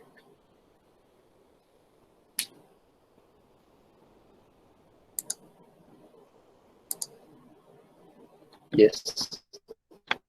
The question asks euro GBP cross rate. How do you calculate this? Now again you have to find out the bid and the offer, both bid and ask for this exchange rate.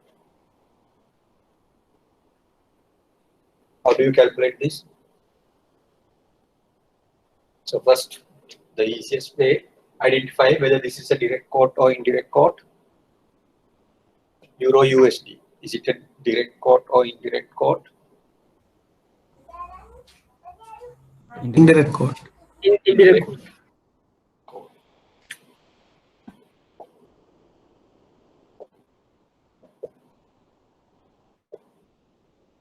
This one, GBP USD, is it a direct quote or indirect quote? That is also indirect. That is also an indirect. If you can remember the rule, what the rule says to calculate the cross rate, we call this is a cross rate. What's the rule? Whenever you have two indirect quotes, Strong currency divided by weaker currency. sorry, Strong currency divided by weaker currency. strong currency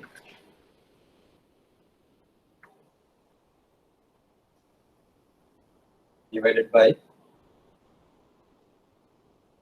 weaker currency. Yes, this is true, assuming that strong currency is the base currency. You can see in this example, it's not the case. GBP is the strong currency,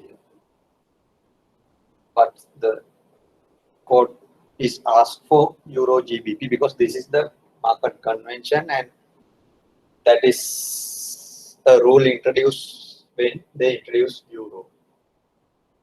All the time, Euro has to be the base currency. So, price of Euro has to be quoted in terms of other currencies. So, better, instead of remember the strong currency by weaker currency, base currency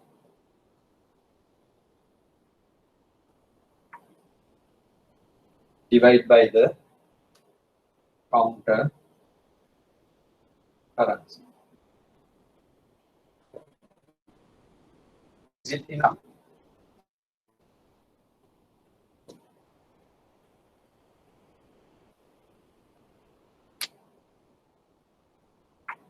What does it mean by base currency divided by counter currency?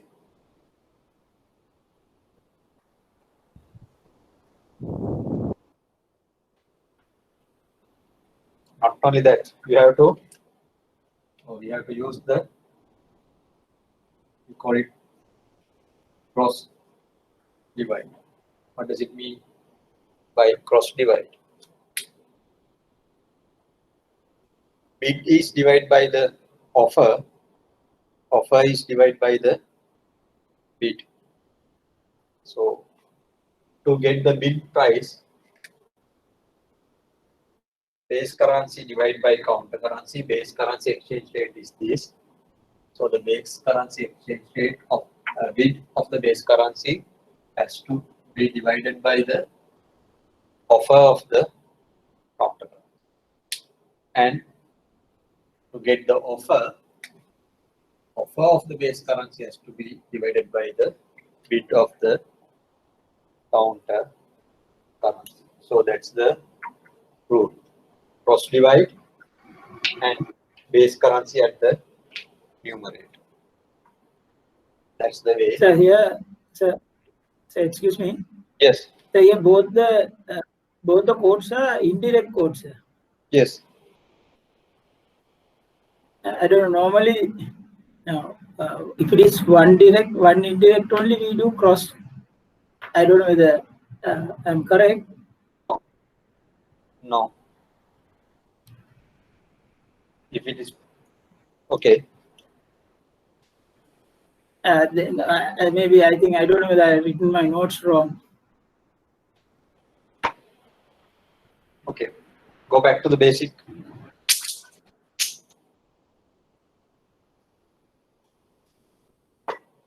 What does it mean? 1 euro equals 1.355 USD.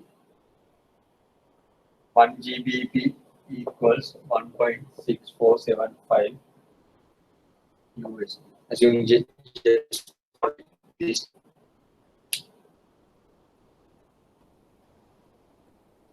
How do you get this? Now what you have to do? 1 euro in terms of GB.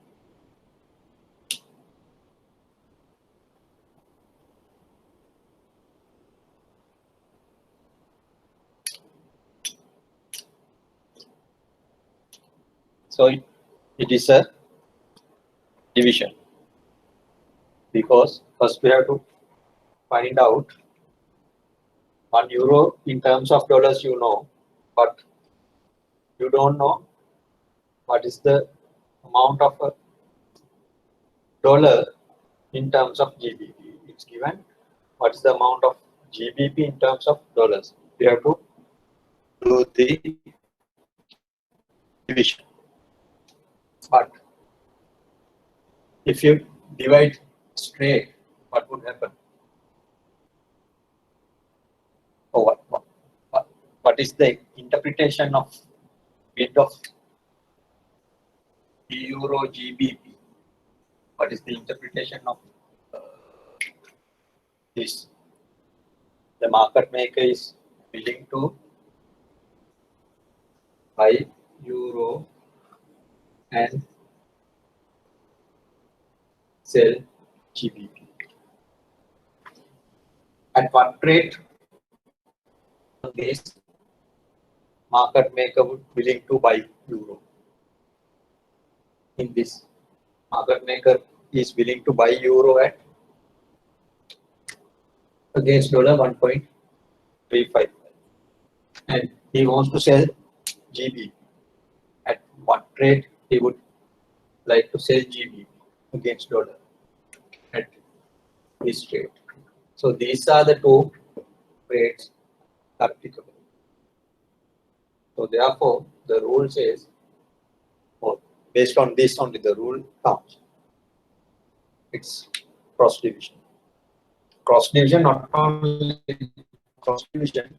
Cross division, whenever you have, cross division, and the numerator would be the base currency rate, and the denominator should be the counter currency rates. So in that, the answer should be 1.355 divided by 1.6480 and 1.3560 divided by 1.6475. This is euro USD. Cross division divide with base currency at the numerator.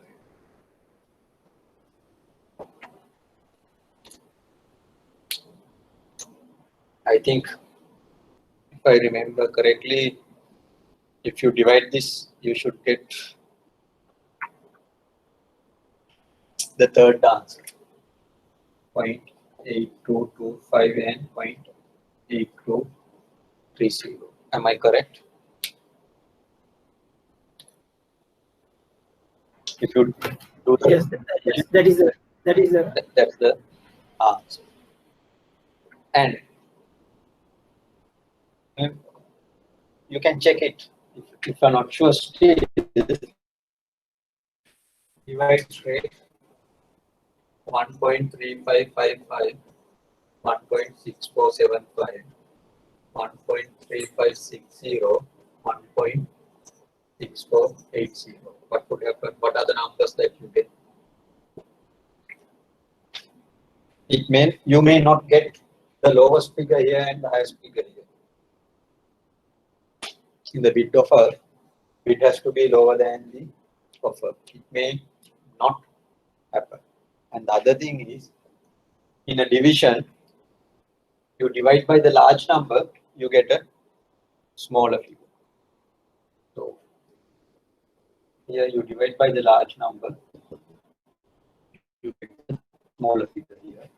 You divide by the small number, you get a large figure here. So again, so therefore it should be cross. But any question on this? Is it clear?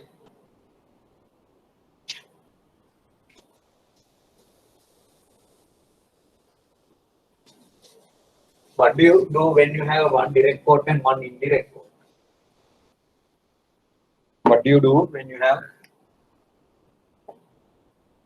one direct and one indirect quote?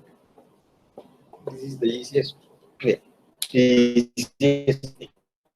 Say, assume one direct quote is USD LKR 185. One indirect quote is EBP USD.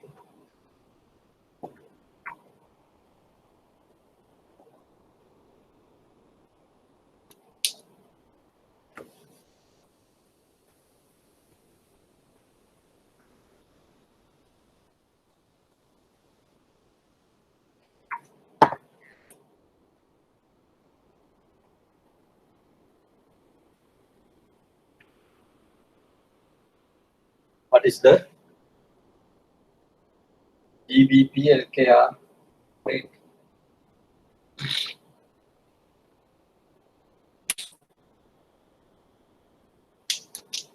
You know value of one sterling pound in terms of dollar. You know the value of dollar in terms of rupees. So what you have to do, just multiply.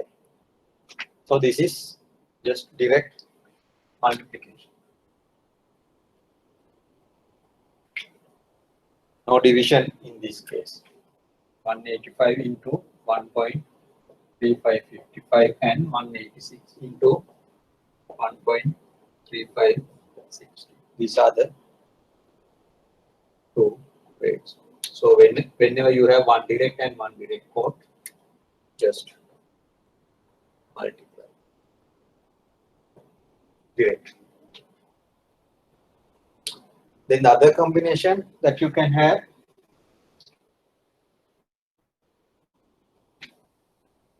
what is the other combination?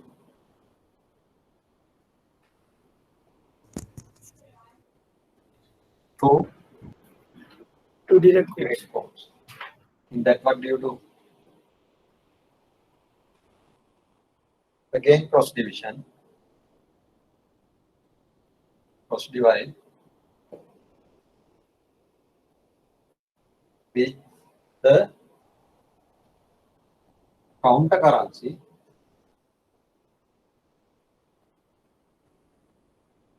at the numerator.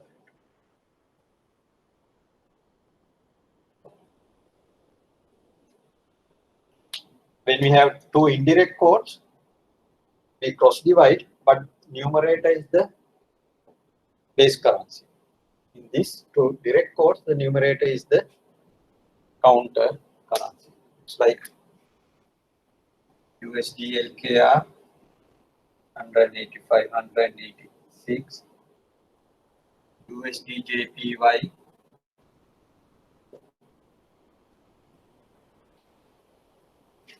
110, 111.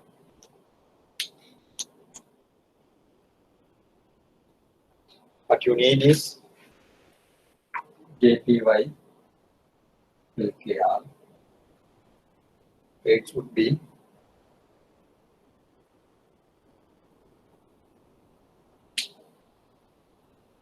185 divided by 111 and 186 divided by 100.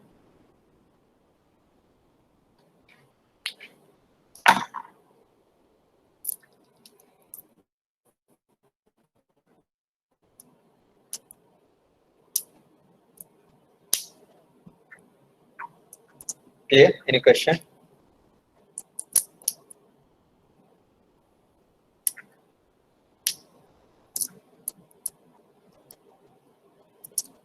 Any question on that?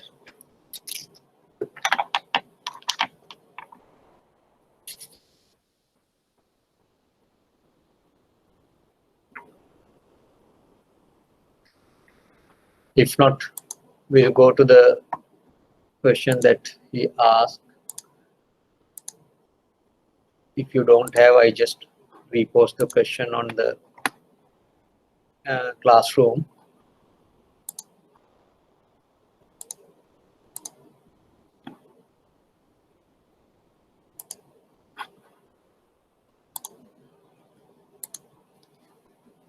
It's an essay type question.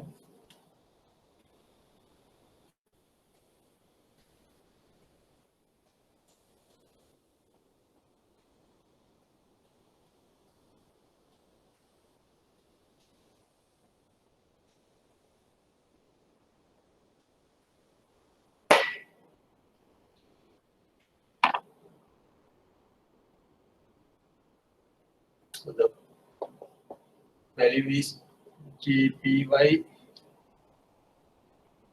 200 million.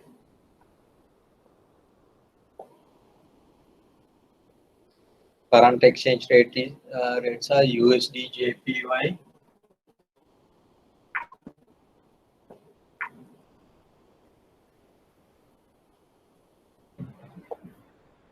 350, 55. 55, US, 38. USD LKR 38. USD LKR. Mm, 3 months forward points. 3 months forwards.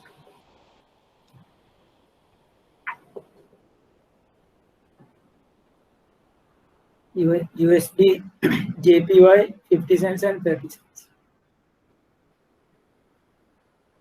USD LKR.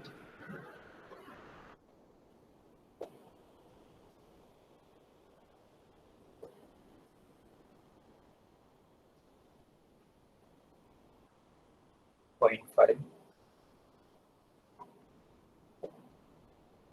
Point. Okay. Now what's the question? First one. If he wants to pay the Japanese exporter today, how much LKR he has to pay to the bank in order to buy the required JPY amount? If he wants to make it today, the payment, he has to buy JPY against LKR. Okay, these are the two quotes that he received. Now he has to find what? First he has to find to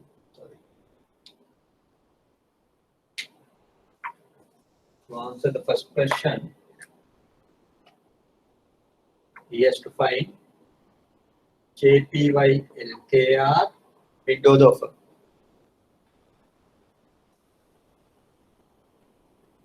Because in these two currencies, bid offer are given. He is a Sri Lankan importer, so he has to make the payment in yen. Now he's asking how much. The question asked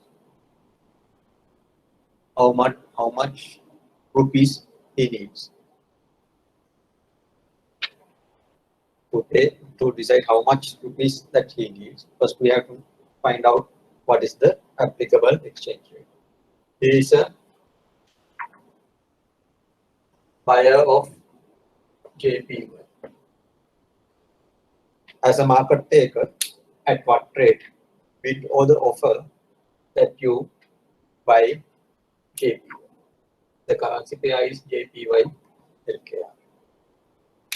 Market taker buys at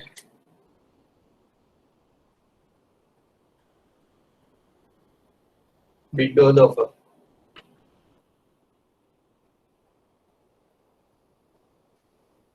But he wants to buy Japanese yen. Is it the base currency or the counter currency?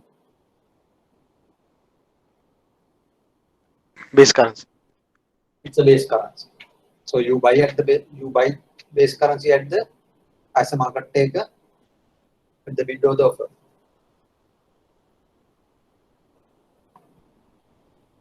As a market taker, you buy the base currency at the Offer. offer. So what you have to do, find out offer of JPY LKR. No need to calculate the bid and offer both. What you need to do, calculate just the offer. What is the offer rate? So go back. Now you need to find the offer rate for JPY LKR. The two codes are two direct codes. Whenever you have two direct codes, what's the rule? Cross divide across with the counter currency at the top or the numerator. So offer of counter currency divide by bid of base currency. That's what you have to do. What is the offer of dollar rupee? Because rupee is the counter currency. 130.8. So 130.8 divided by offer of 103.5. You will get 1 point something. What's the answer that you get?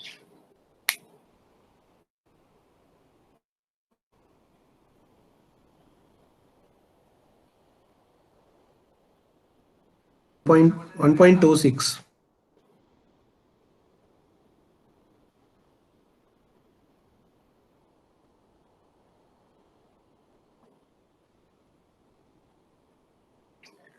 $1.2638.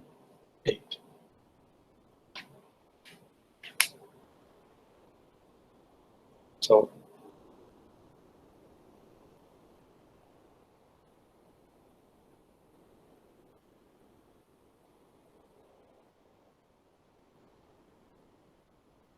then this is just the rate. The question asks, what is the rupee amount that he wants? What is the rupee amount?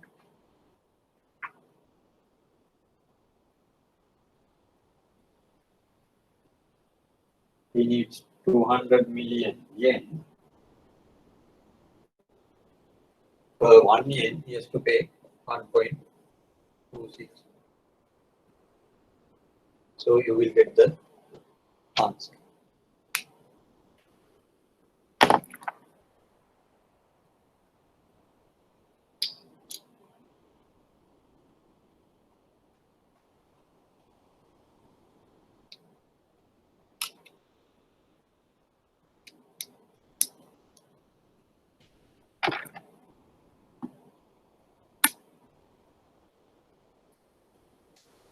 Okay, this may be one of the problems that you may face. The problem here is you cannot break down the question into small parts and analyze the question and to decide what to do. So this information is given. This is asking. You should be able to identify what is asking. Basically, it is asking to calculate the cross rate and the especially the offer rate of the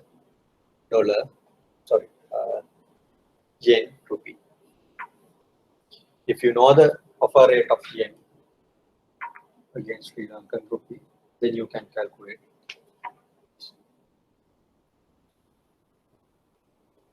Any question on that?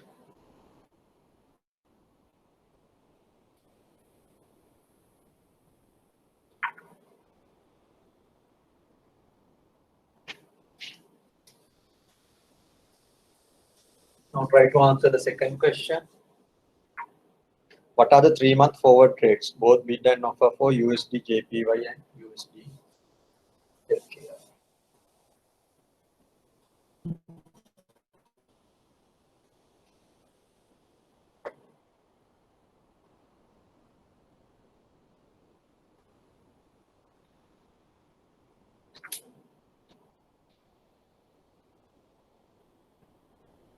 Three-month forward points are given, not the rate.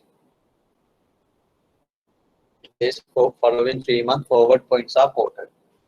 What is the point? Forward point. What does it mean? That is the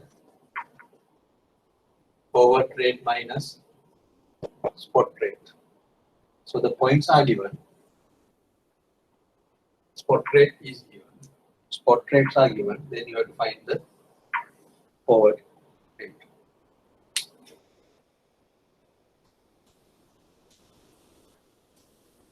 What you have to do in the dollar rupee case, it's straightforward. Points in the bid is lower than the points in the offer. But here, points in the bid is higher than the points in the offer. Can you see the difference? What is the reason?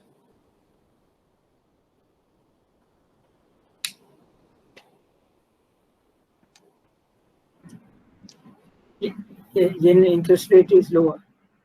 Yen interest rate is lower than Sri Lankan rupee interest rate.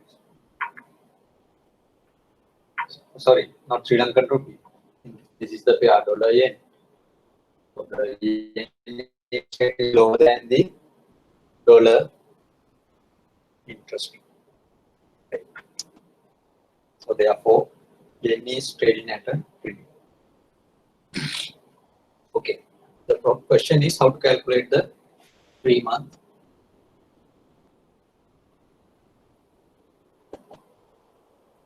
forward rates. USD LKR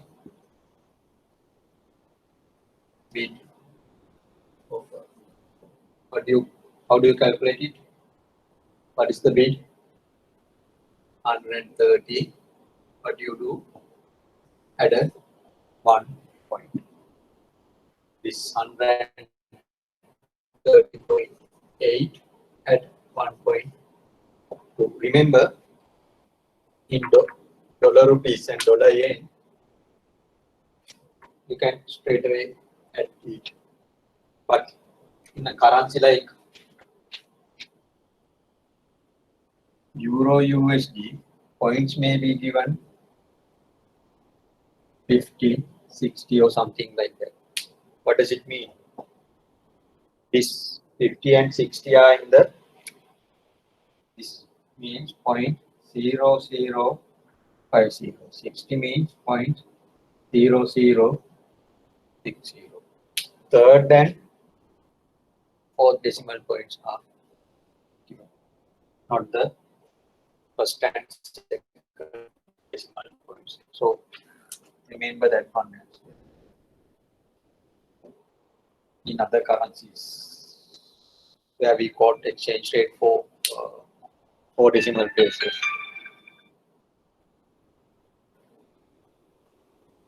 So in dollar rupees, straightforward, just add 131 and 130.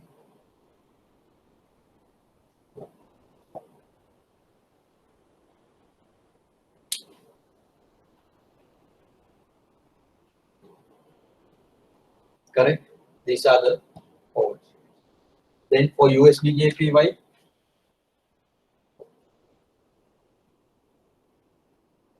$130.50,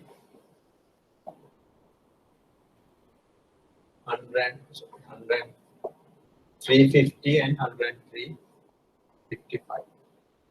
Points are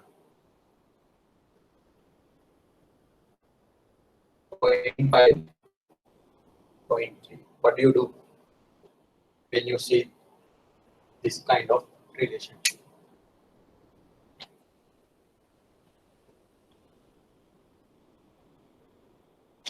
Here this is plus.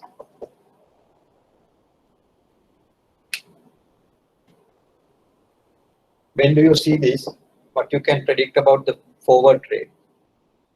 Would it be higher than the spot rate or would it be lower than the spot rate? Lower than. Lower than. Lower than spot rate. So it to be lower, then we have to subtract the point, not Subtract. the point. So this would be 103 and 103.20.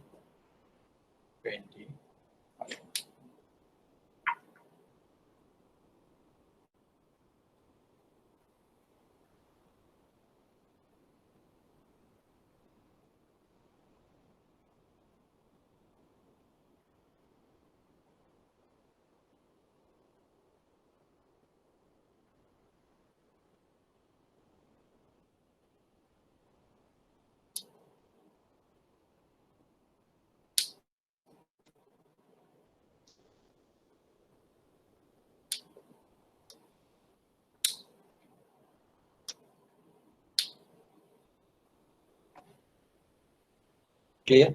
The second question is answered. Third question, if the vehicle import has an invoice which needs to be paid in 90 days with foreign currency and wishes to remove currency risk, what are the products you recommend to use? Instead of, as it says in the first question, instead of paying today, he can pay it in 90 days. So the importer wants to remove his exchange order, avoid his exchange rate risk. What are the products that you would suggest?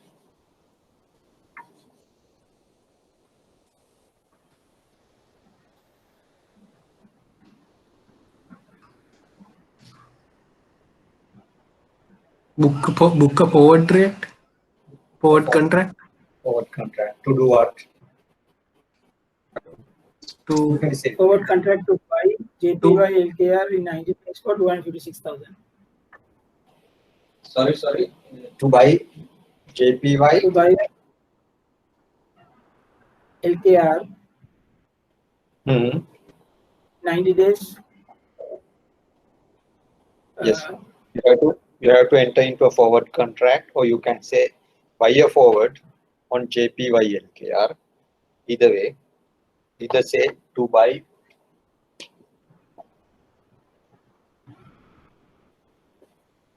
JPY LKR in 90 days, or buy a 90-day forward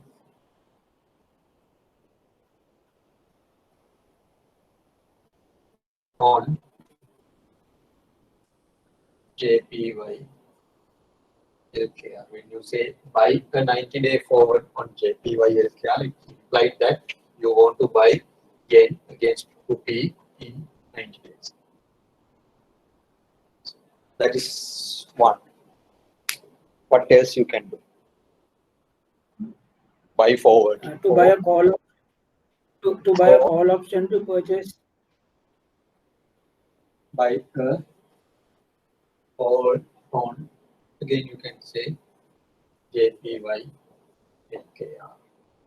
Buy a call. Better to say buy a 90-day. Buy a 90-day call on JPY LKR. Or you can write it in your language, layman language. Enter in or buy a call option to buy JPY in 90 days time.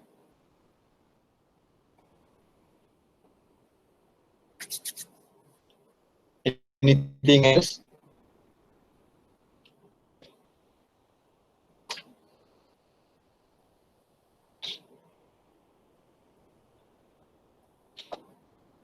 So it's not available in Sri Lanka. In any other applicable currency pairs, instead of four words, you may say buy a future. But that depends. You may not buy a future appropriately, because you cannot say that there will be futures to buy exactly 200 million. That depends on the contract, but yes, to buy some futures contract, that also will help you to minimize the risk. Fourth question, if he wants to pay the Japanese export in 3 months, how much LKR he has to pay to the bank in order to buy the required JPY amount?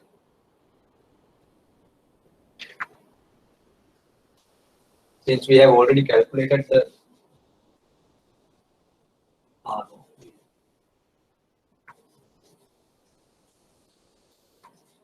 yes, we have already calculated forward rates for USD LKR and USD JPY 3 month forward. Now what you have to do, I think 131 and 132, 125, correct? If I remember the answers correctly, these are the 3 month forward prices, rates. So then again, asking the question, how much rupees that the importer needs if he wants to settle it in 3 months time. Again, what you have to calculate, JPY LKR 3 month forward offer, because again he has to buy JPY against LKR, but on a 3 month forward. So how do we calculate the offer?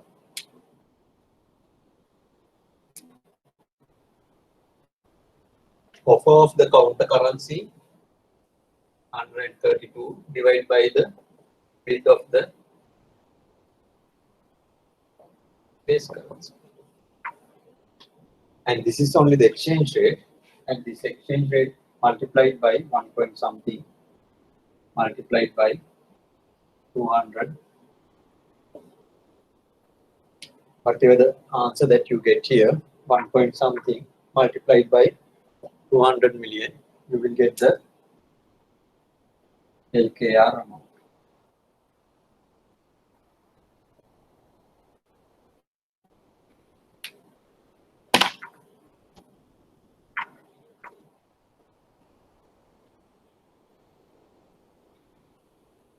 Is it clear?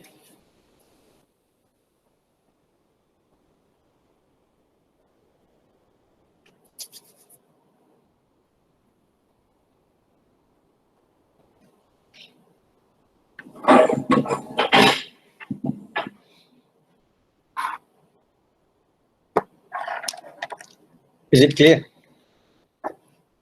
Understood?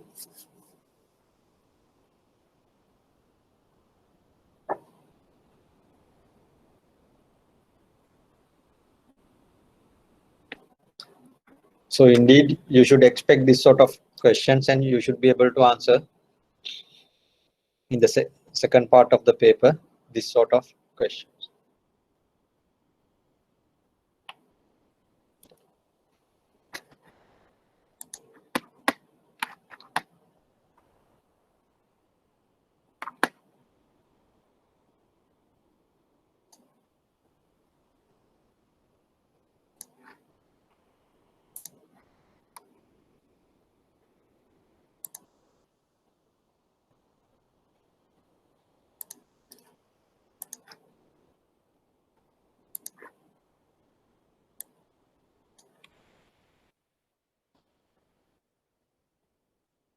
So for the past papers, is there a way to taking answers to double check?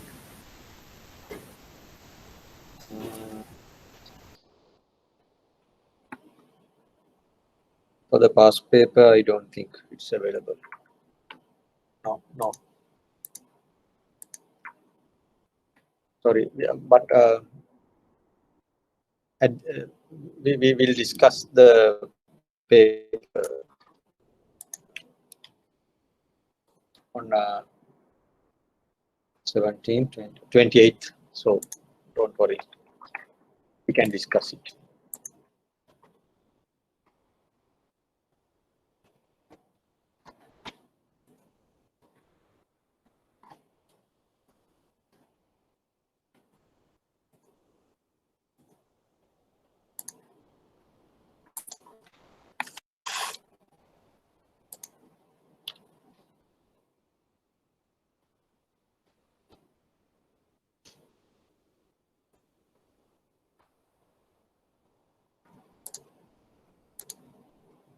I just posted another question on FX.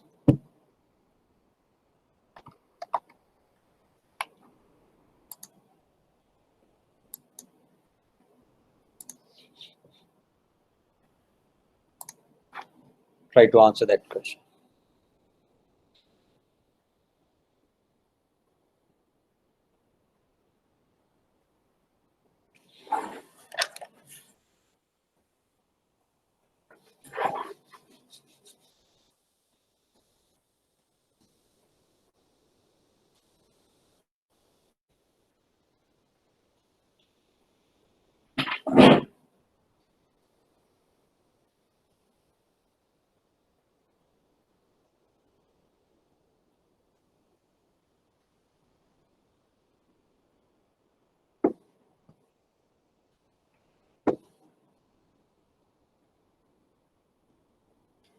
Meantime, can someone tell me how do you calculate the forward rate?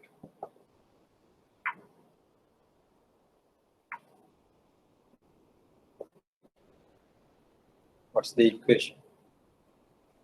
It's the spot rate into 1 plus rate of the count, interest rate of the counter currency, the number of days over 360 divided by 1 plus base currency D over 360, whether it's 360 or 364 or 65.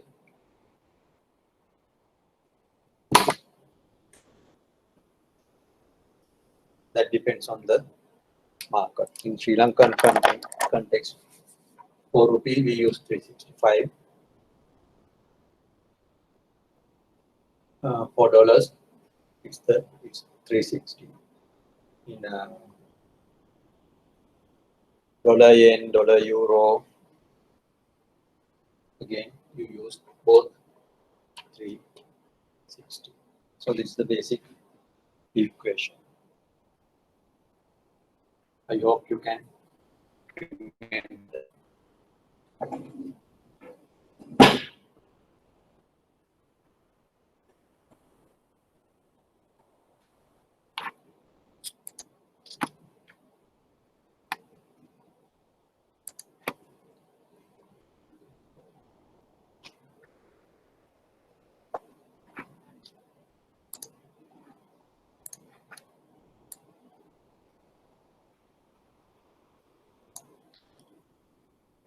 For this last question, I posted only 2 as answered.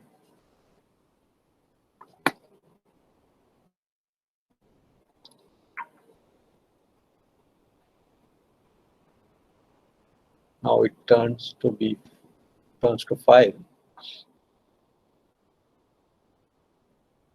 So this type of question will check you understand on this equation. Whether, even though you remember the equation and you can calculate the equation, do some calculation, but this type of questions check whether you understand the equation. So the question is dollar yen spot is 105.20, 30. 4-month forward points are 48, 43. So I think 48, 43. So what does it mean? Bid is higher than offer. When the bid is higher than offer, these are we call negative points. As we did in the previous example, in a situation like this, you have to deduct the forward points from the spot rate. But question is not about that. It's about the interest rates, which asks whether USD rates are higher than USD rates higher than JPY rates, or JPY rates higher than USD, or the USD rate same as JPY, or USD yield curve inverted. Which one is correct?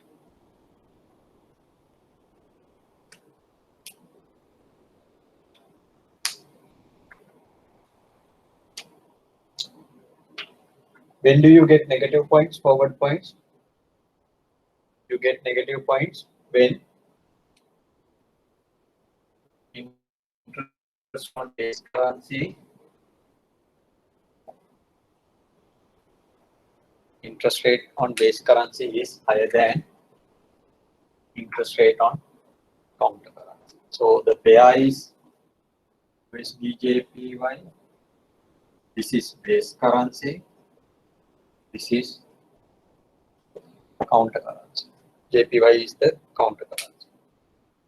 So you get negative points. That means the forward rate is lower than the spot rate. That happens when base currency interest rate is higher than counter currency. That means interest rate on dollar is higher than interest rate on yen. So what is the answer is A.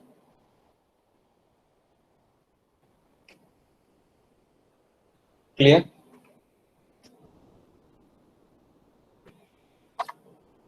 Is it clear? So this is same as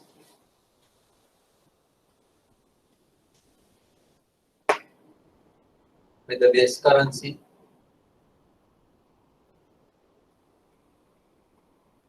is at a premium or discount. In this example, base currency is at a discount.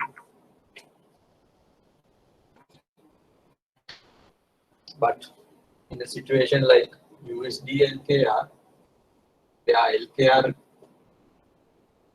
interest rate is higher than dollar interest rate, this situation, base currency, that is dollar, is at a premium, trading at a premium. And the last answer option, it says US yield curve inverted. What does it mean? What is the yield curve?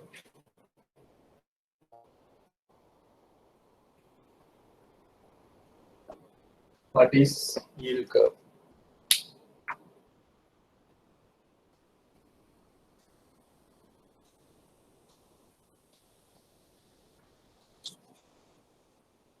What's the yield curve?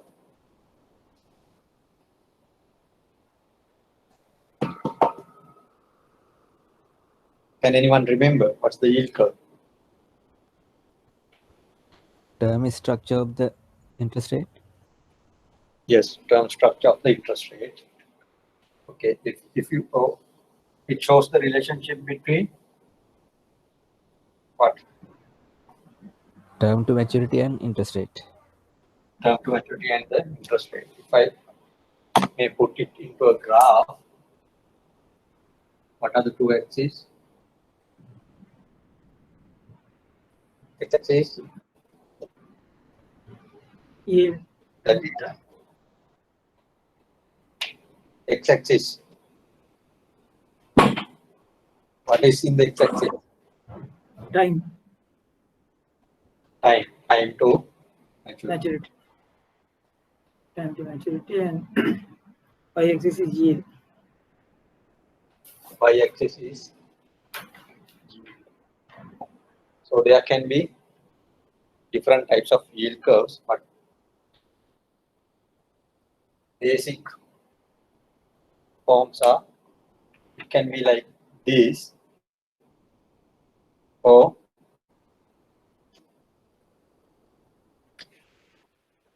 can be like this. What do you call the first one, the black color one? This type of yield curve, Positive, positive or normal yield curve. positive yield curve or normal yield curve. The second one,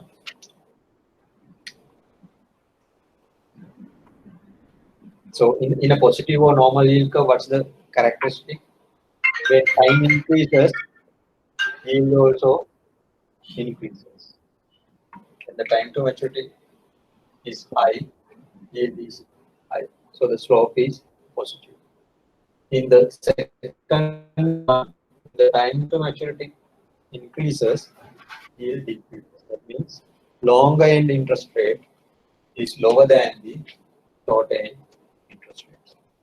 What do we call for this type of yield curve? Inverted yield curve. Inverted or negative or inverted yield curve.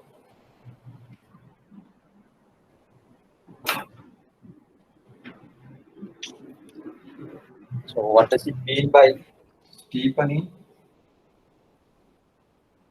of a yield curve or flattening of a yield curve?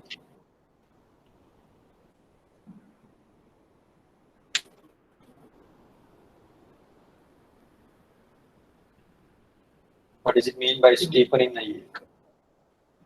Difference between the long-term yield and the short-term yield. Yes. Difference.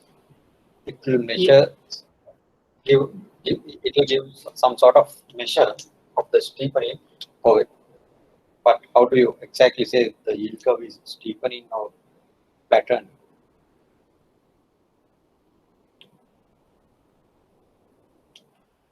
If that difference increases, so say from 1 it goes to 3, still positive slope, but the short term difference increase is lower than the longer term long end difference. So yield increases, but short end by a small amount, long end by the large amount. So the slope of the curve increases. This we call steepening. If it comes from this to this, it is flattening. Comes more flat.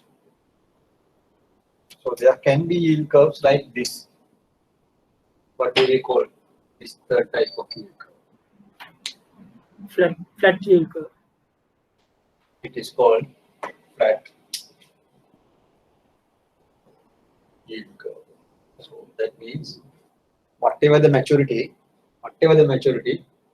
the yield is same.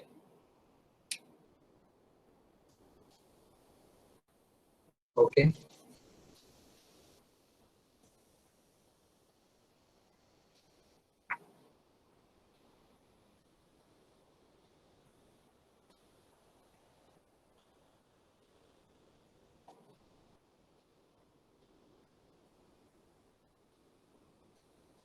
Now we have only about 10 minutes. Any questions you want to specifically discuss?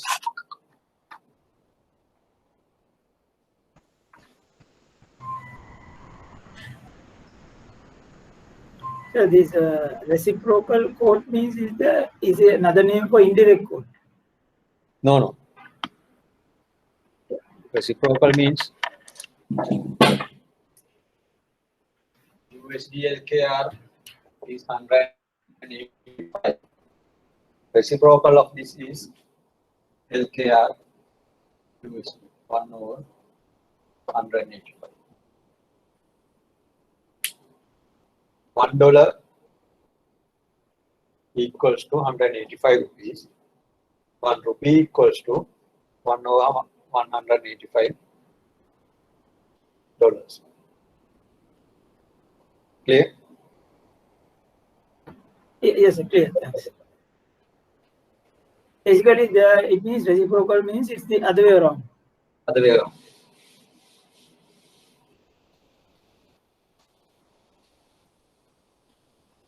So basically, in the reciprocal, you change the base currency and the counter currency.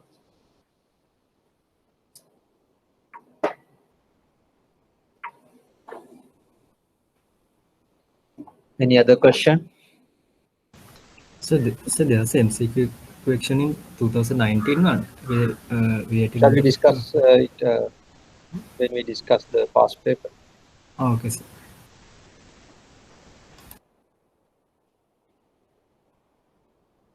Is it on FX or It's on FX. FX? FX. Oh, it's okay. We can discuss it, but let me check whether I have the paper.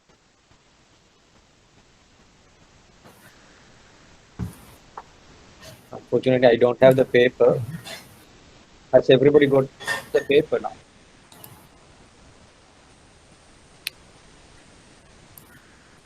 So better we'll do that.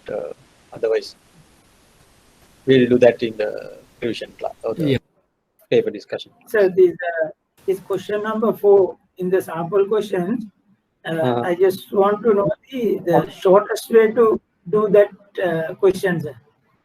Question number 4 in the FX one. Yes.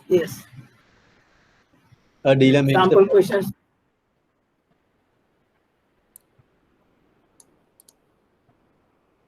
So for everybody to see it, I'll just post the question, not the answers.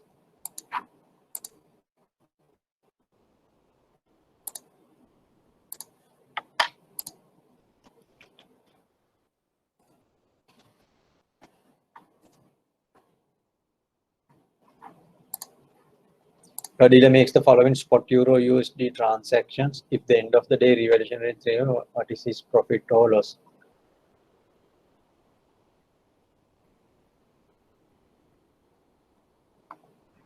So this thing is actually without doing the calculations. Is there a short? I just want to know what is the shortest method we can do. No, there's no short pay. Buy sell 3653. We have to do the calculations and do. Is it? That's the easiest way. So multiply the euro amount by the rate, say 10 million net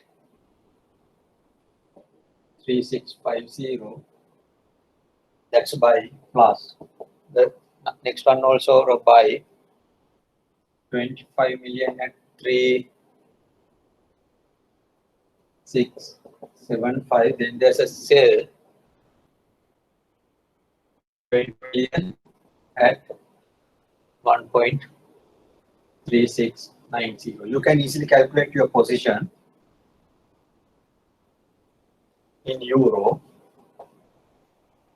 but dollar cost you have to calculate. What is the position? You bought 10 million, 25 million, 35 million, and you sold 20 million. What is your net position now? 50. Plus 50 million. plus 15 million. But you need what is your exchange rate? Your cost. To calculate that, you have to multiply this. So 13.65 multiply this 1.3675 into whatever the figure you get, put it here.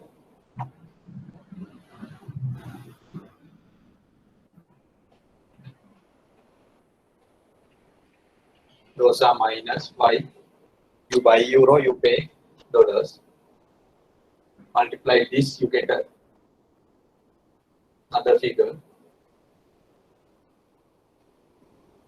Whatever the dollar amount you get here, this should be a positive figure because you are selling euro at this rate, you get this much of dollars.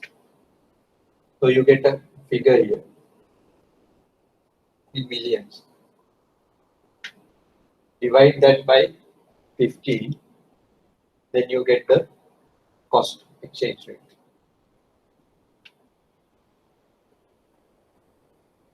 Then based on the difference only you can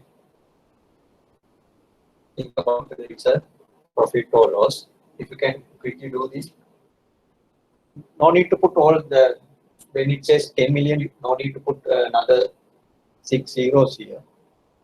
Then you get only this also in millions, not in dollar amount.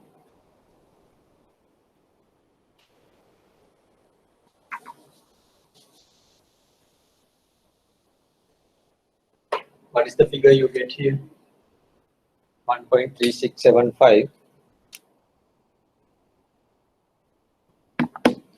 Maybe it's easy, I'll do it on an Excel and tell you.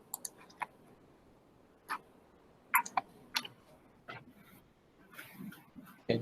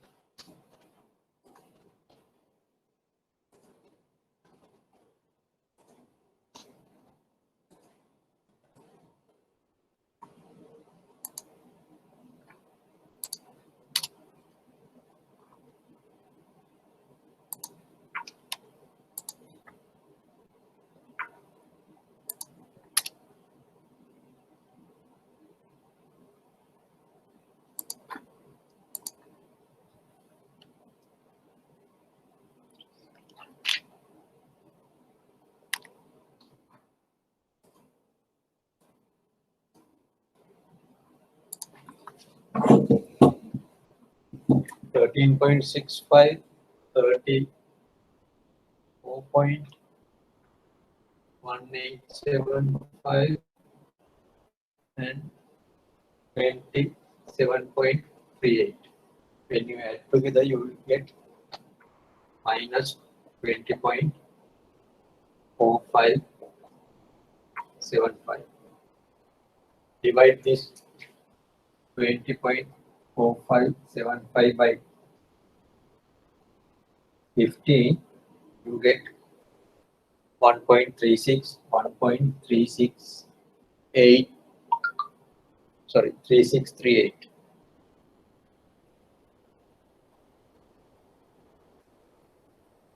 Roughly this is the figure you get. And what's the market rate?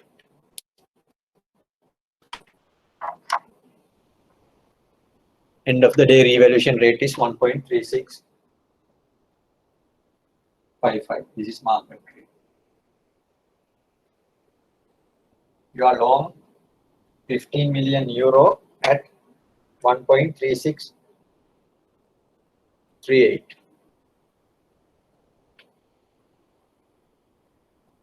But your cost market figure is 3655. So the market rate is higher than your cost. So it has to be a profit or loss. You are long at Profit. market rate is higher than that, so it's a profit. So the profit is this difference multiplied by 15.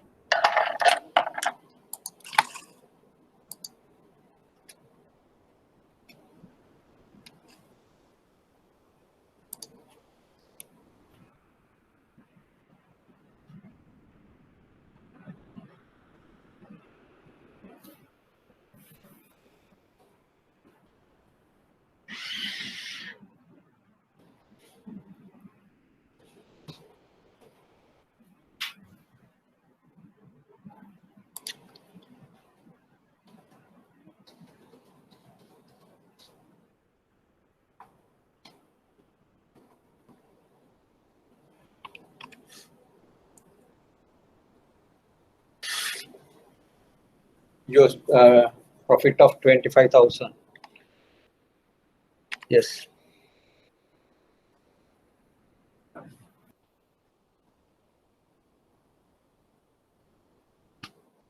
That's the closest answer I got. Is it correct? Hello, sir. Yes. Yes, Do we need to 25,000. consider about the exchange gain from selling euro 20,000? No, it is factored. When we do this, whatever the gain that you get All is right. included. That say you have not done any transaction around 363 somewhere. You have done at 3650, 3675. You have bought at 50 and 75, but you have sold it at 90. So what you have now your cost rate is 3638. Whatever the 50, 75, from 50 and 75, the reduction to 38, that reflects whatever your profit that you have earned so far. So no need to worry about that. Okay, sir. Thank you, sir. Any question?